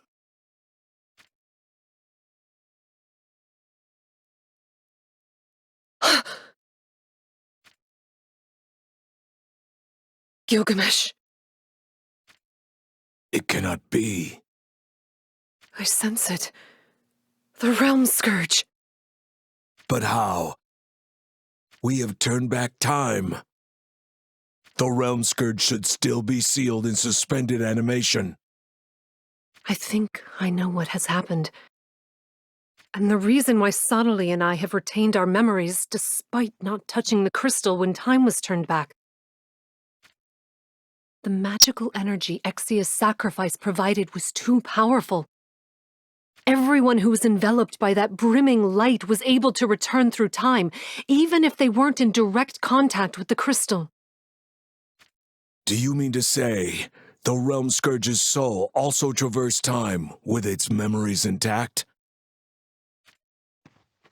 Yes, its soul would have come back after being frenzied by all the blood from the battle, allowing it to break through the seal. Then we best make haste.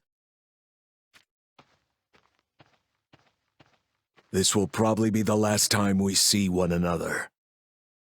I want you to know, you have been a great friend.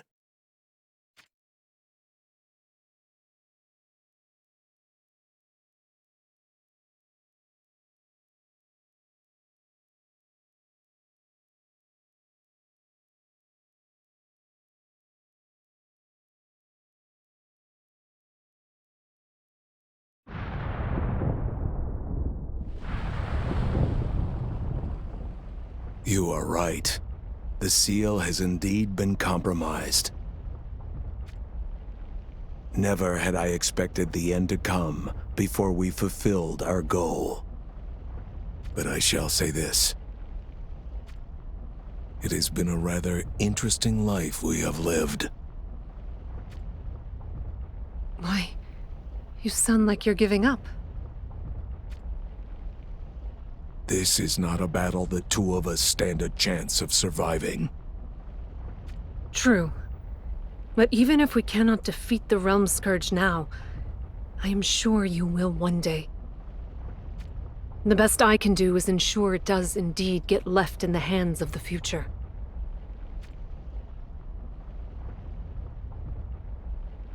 No, you cannot use your life for this. I am sorry I have to leave you on your own. But please, understand my decision.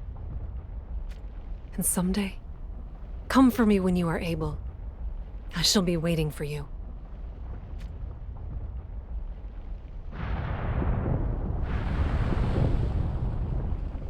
The cavern is going to come down on top of itself any moment now. Get out of here before that happens.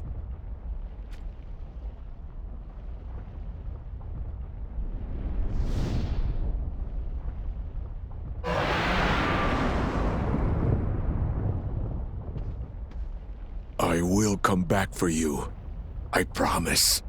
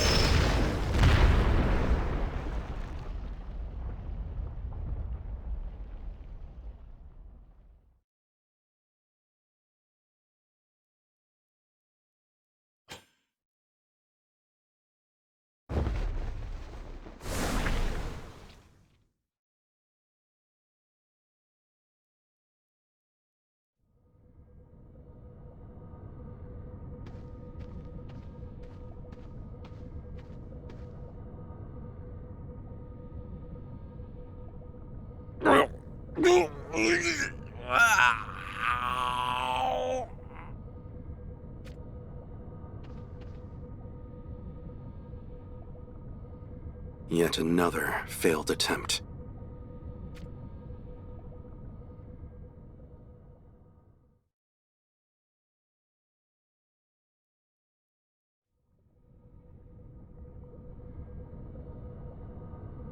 That is the 23rd body so far. Using the villagers' cadavers in my experiments to resurrect the dead is proving to be a frustrating endeavor. At this rate, I do not know when I shall be able to resurrect Exia.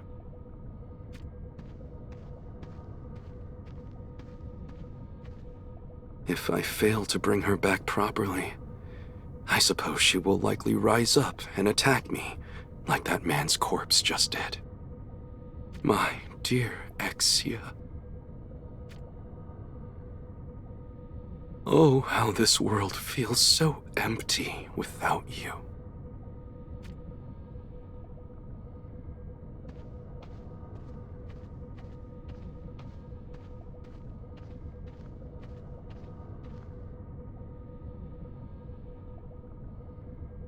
If I cannot resurrect her, Perhaps I should try using part of her body to create her anew.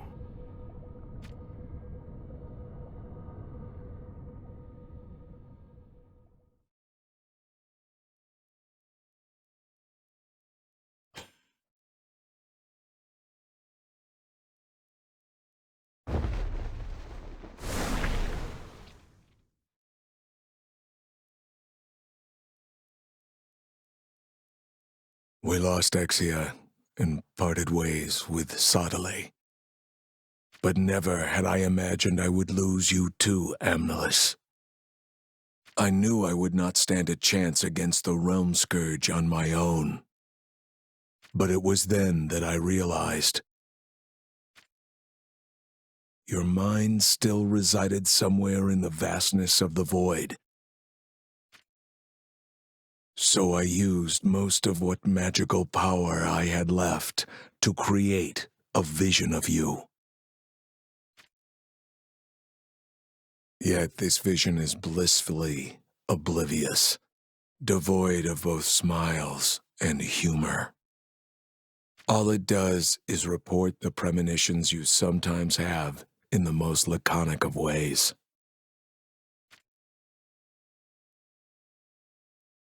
Perhaps the cryptic nature of your words is your way of telling me more than you are able. Oracle, Chapter 1, Passage 4. The Hour of the Dawn. Grant a light upon the stag lost in the darkness. Bestow another light upon the herd of resourceful sheep. Entrust your final light to the young lion, yet be forewarned. 2 lions are like night and day, never to know one another. Their inevitable conflict shall create pools of blood that hasten the awakening of the great threat.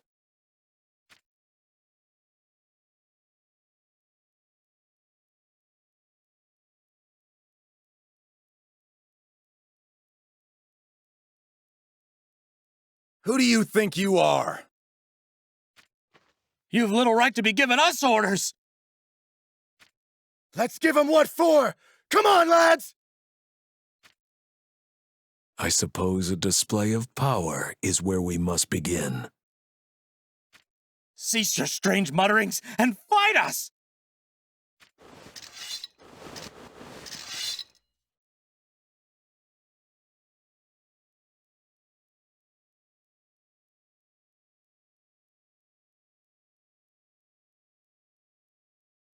How is he so strong?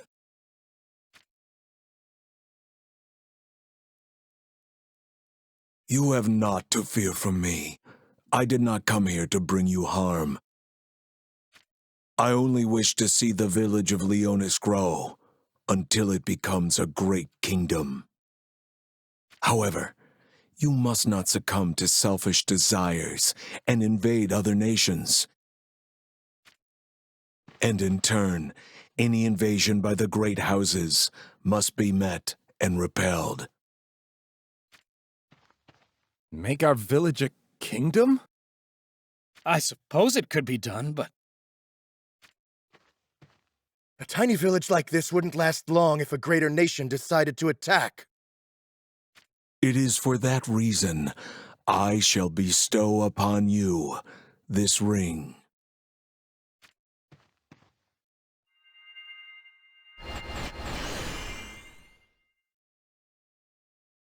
Did they come from the ring?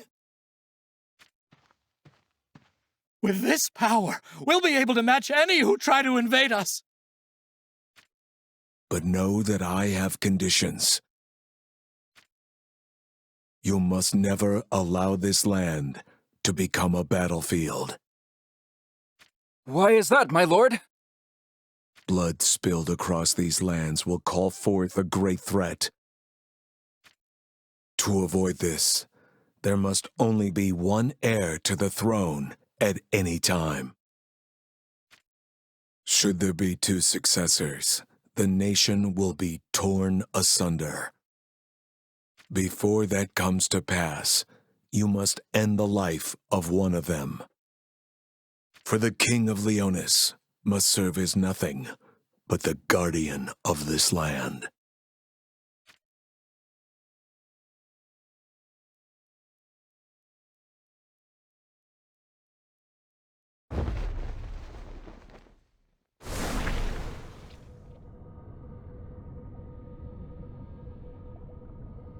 Your soul once dwelled within this crystal.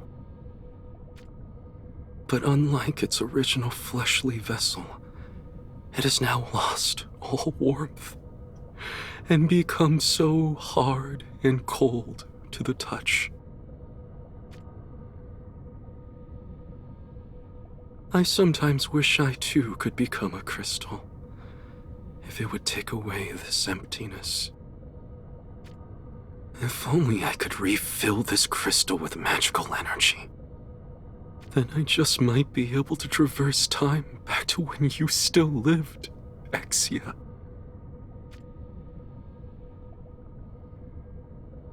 Perhaps it is indeed worth attempting.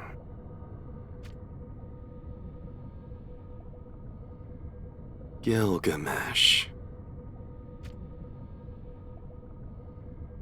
I have just come to pay my old friend a visit. You have nothing to fear. That crystal is no longer any use to me. Keep it as a memento of Exia, if it pleases you. How fares Amnelis? After you and I parted ways, I returned to the cavern to face the Realm Scourge with Amnelis at my side. The two of you stopped it, all on your own? Only thanks to Amnelis' actions. She assimilated herself with the Realm Scourge and encased their amalgamation in an enormous crystal in order to subdue it once again. Amnelis is now inside that crystal? How is that possible? I believe she saw it as the only measure left for us. One that was only possible due to the vast amount of magical energy that she herself possessed, I would say. Whatever you decide to do from here on out is no longer a matter of my concern. But know this. If you prove a hindrance to me, I will show you no compassion. Consider this a warning to an old friend.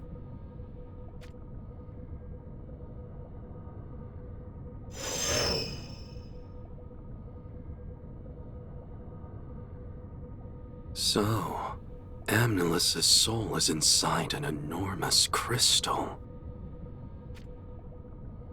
Such a source of magic may just be the answer.